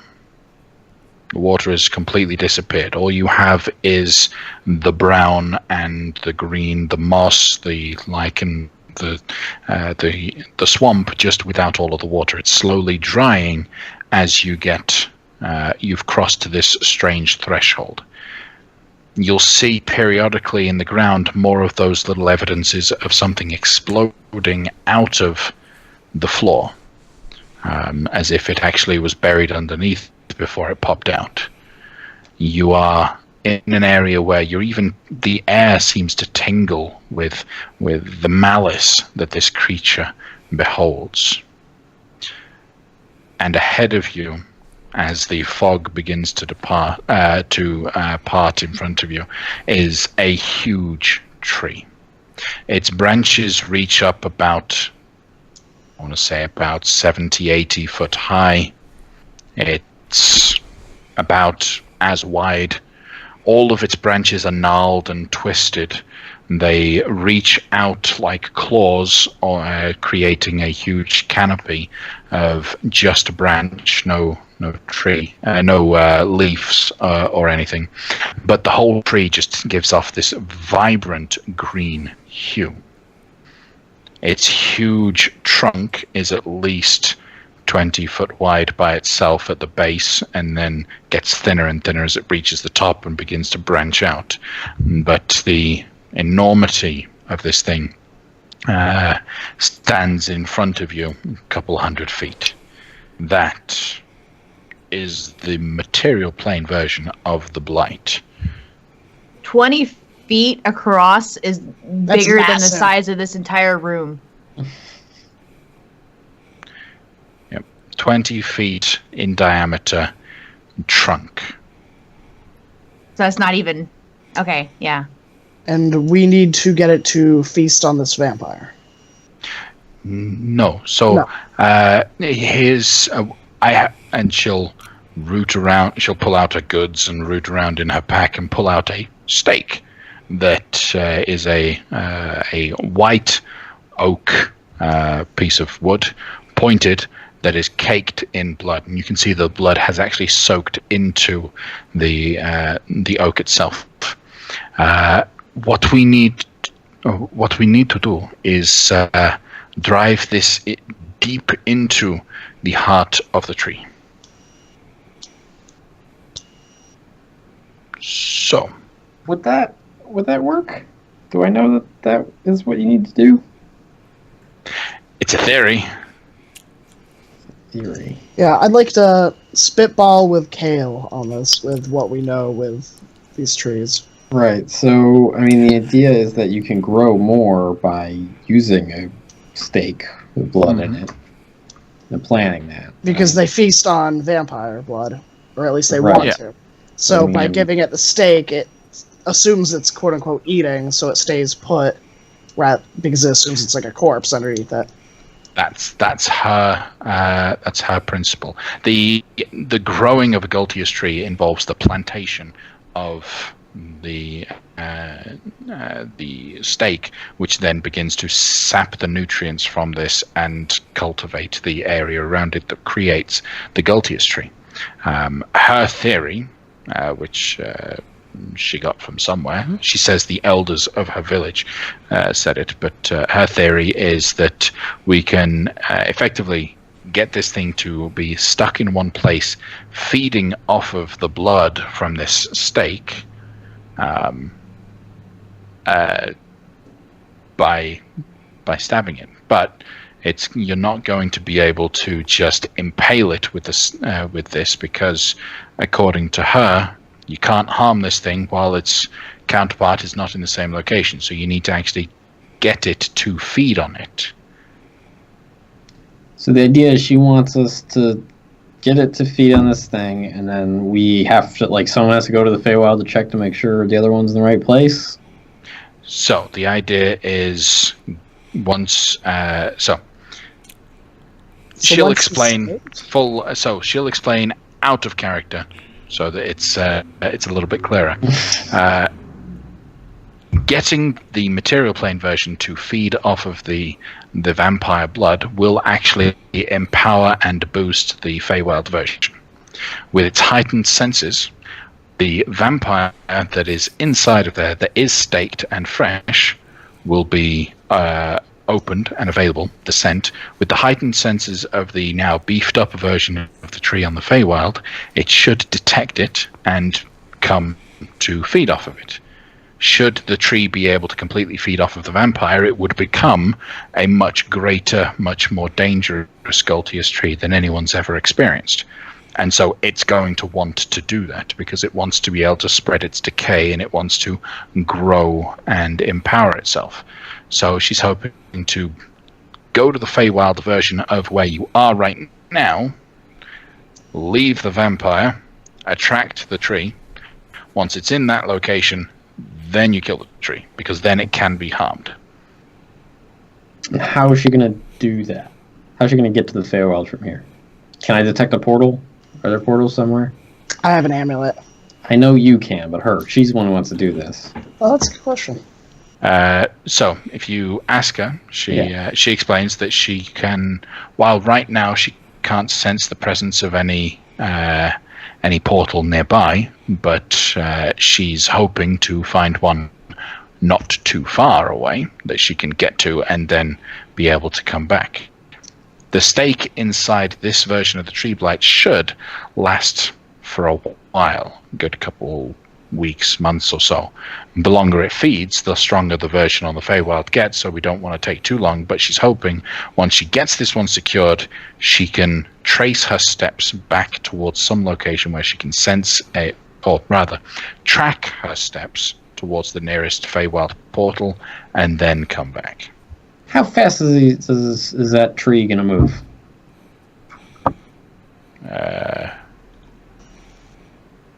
The tree blight? Yeah. Let me check its movement speed. It's not very high because it's rooted in.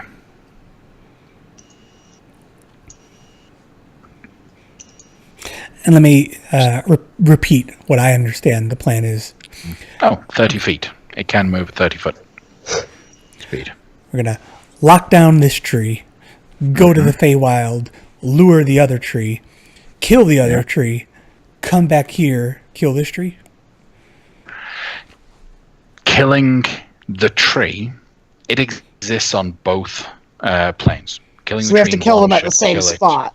Right. Killing it on one plane will kill it on the other. Any damage you deal to it on one plane will deal the same damage to it on the other.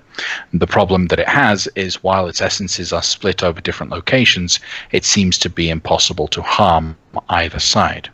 So the point is get them to the same location, harm the tree, it'll kill the tree, you'll kill, and it'll be done.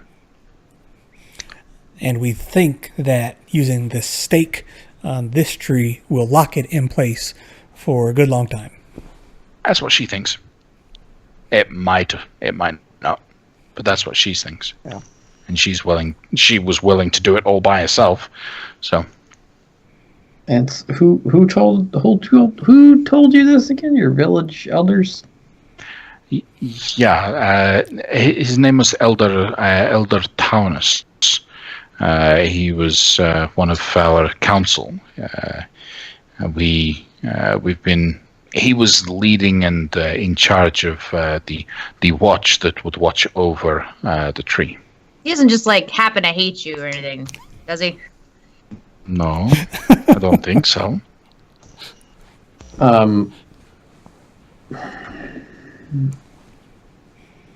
I would like to continue discussing this in private with Taslin real quick. Of course. I'm going to We'll walk go- up and just be stroking my beard. Like next to us? Yeah, just like, Like you're following along. yeah. My thoughts exactly. Yep. All right. Lefkai, you think it's a good idea to just leave her with Left one of them and Nas? Yeah, I'll pick up what Kale's doing, and I'll be like, Lefkadio, I have a very important job for you. I need you to play interference. Do not let her in on what me and Kale are talking about right now. Okay, I'll chat her up. Well, seeing the grouping that you've done, she's gone over to try and get a little huddle of Wampum and Nos. If Lefkadio wants to jump into that huddle, then he can do. Oh no! How does he decide? He just stands in the middle. I've got it. You can count on me, Taslin. I'll You're run the interference. only one I can.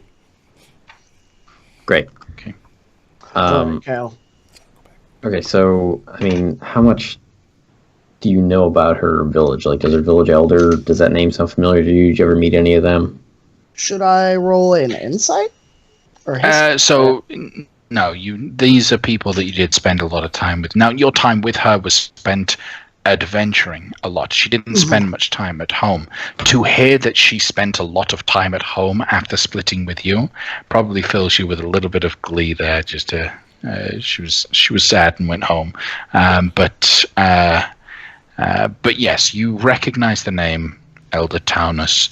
You know of the village that she's from. It's not a very big one, but it was an exclusively Eladrin village, which is why she didn't take you there very often, because you're very much not Eladrin. Okay. So I will convey that. Do I have any sense that Elder Taunus has any credibility on For any that- front as an adventurer. Like, I know I probably met him maybe like once. Okay. Elder Taunus is a visionary man in that he regularly has visions and portents from some other planar entities, regularly casting contact other planes to get insight on how to run a village. Now, there is obviously the danger. Anyone that regularly uses contact other planes tends to sometimes get a little bit addled in the brain, but he is at least well revered within that village as the seer of sorts. All right, so I'll let Kale know that, and then so she said it may be satisfied for a few weeks once we stake it. Say we travel over the Feywild immediately after using the amulet. We get there. We have no way of calculating how much time in the real world we're there for. It could be days, months, years. Say we end up spending what seems like 2 days there, and it's 2 months. The tree's already moved. We lure it here. We're back to square one. Well, yeah, you're right. You're absolutely right. Also, how much? I mean, how much do you trust her, really? I haven't seen her in a few hundred years. So, not at all. 20%. Kale, how much do you trust me?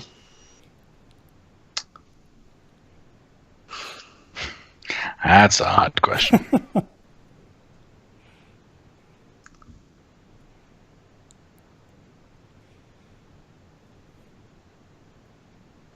Mostly. That's fair. That's fair. I trust her in that we agree how things ended, but I have no knowledge of what she has done in the past few centuries besides going home and spending some time there. She could be an entirely different person, as I know I am. She could very well have no intention of slaying this tree. She could have no intention of having any of us leave alive. She could simply be a illusion from my brother, for all I know or care. I don't trust her more than I can throw her, and I can't throw her very far. But I do know that the woman she once was had the best of people's hearts and minds.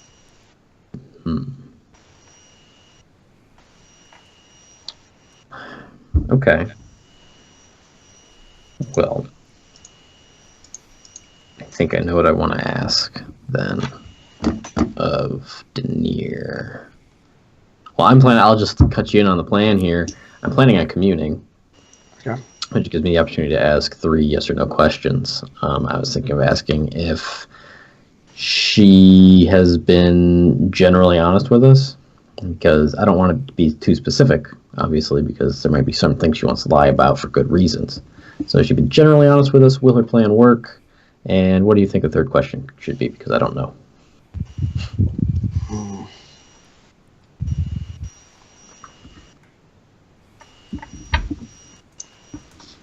Whether she's been lying to us? Does something count as lying if they believe it's the truth? Would that be something your god would confirm or deny, or would simply... That's not the sort of thing I wanted to ask. Yeah, if they believe it's true, then it would come out as a truth. Okay. Right. That's why I wanted to ask if she had been generally honest with us, because that would give me some insight into her intention, right? Yeah. For once, I don't have an idea for a question.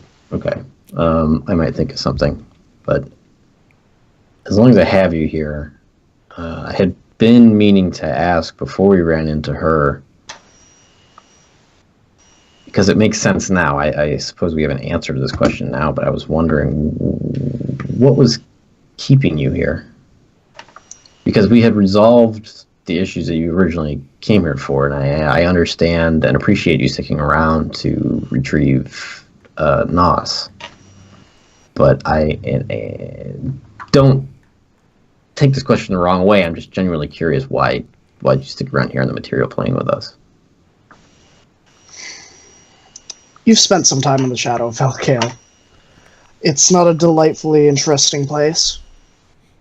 And I was reminded in all of you how I felt centuries ago with my friends.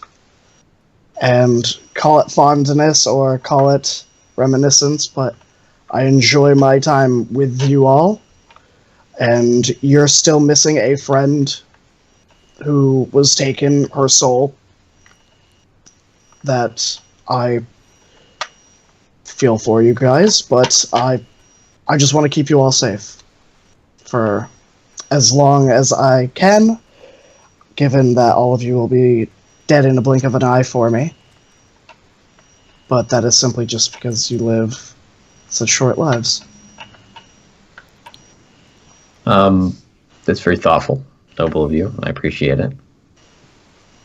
I'm curious, so don't you have someone to report back to? I do. But you don't have any time frame in which to do that sort of thing?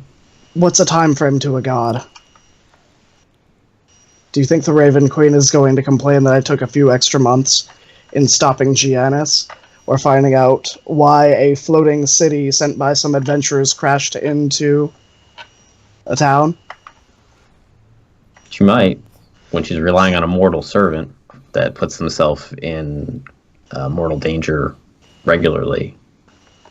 That is true, but she will simply bring me back if I die, or if this form dies. Quickest way to report back is go see her, right? Yeah. Interesting. I'm curious, have you ever died before? Correct me if I'm wrong, Tail, but I believe it mentions that when Shadarkai die, that they're like kind of brought back, like their souls are brought back by the Raven Queen. Yeah, it's but also the same. It's the same sort of essence as any of the elves. Trueborn elf goes through a cycle anyway. The Raven Queen just makes sure to move yours up and speed yours up a little bit more than other elves. So this cycle's gone on several times already. Oh yeah. Yeah. You've probably died at least once or twice. Yeah. Yes. I have. And you just brought back every time? Not exactly in the same way, or the same form, or same caliber. But, yes. Okay. Anyway, I will go ahead and commune. That'll take about 10 minutes that I just need to myself, so if you want to... Of course. Okay. I'll leave Iskar with Kalebo. Sure. And then I'll go back over to join Nos and Wampum and Lafcadio. See how Lafcadio's playing Interference. This is the no magic club. No magic's allowed. Sorry, you're gonna have to go back over to your corner with your one friend, and. I see. I walk away too. I'm like, oh, No, not you. You're the one it's allowed in this club. one magic's allowed? Yeah, well, it's divine. So wait, no, that would make Kale okay. No, hang on. You're just the exception. I see. I'll twist the ring and go invisible. Animals only. Great. Now Taslin's gone. Let's talk about him. He has pretty good hearing. So, what are your questions there, Kale? Is Raziel, or has Raziel been generally honest with us over the last several days? Yes. Will her plan, as stated by her, work the way she believes it will work? No. Taslim thought of a question. Did he? Yeah. Are we allowing that? Yeah. I'm I don't allowing know. it. Okay. Okay, yeah, because he would use the message confirm. Ask if she still has a thing for me.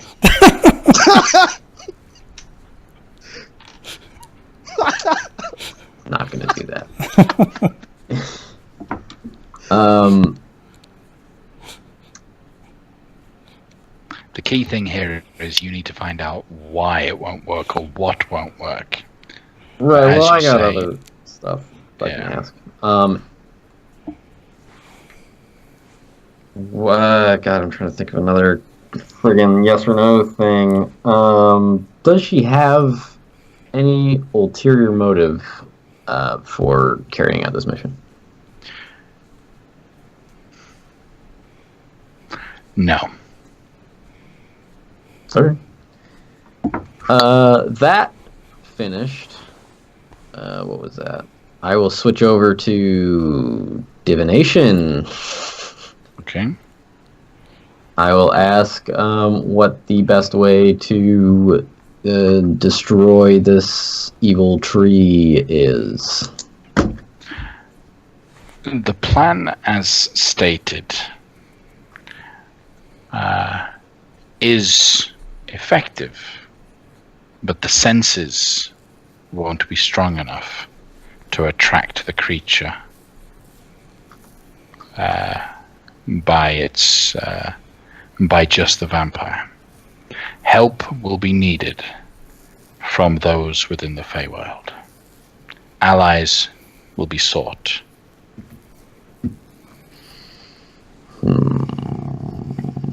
Okay.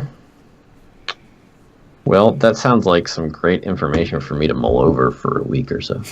Yeah, for about a week. And in fact, I think right now that's the point where we're going to end today's session. So thank you very much for joining us tonight, folks. We will continue on with our adventure, same time next week. So join us, follow us on all of our social stuffs. Make sure that you follow us here. If you're lucky enough to be able to, please subscribe to the channel. It helps us keep technologies up and running when we have bug systems like we did. And go ahead and subscribe to us on YouTube. Follow us on Twitter. We are at Crituitous RP. And if you like what we do, you can even jump into a Discord server that's dedicated for us and anyone who likes tabletop RPGs. Just jump in. There's a lot of fun that can be had there. So thank you very much, folks, and we'll see you next time. Bye. Good night.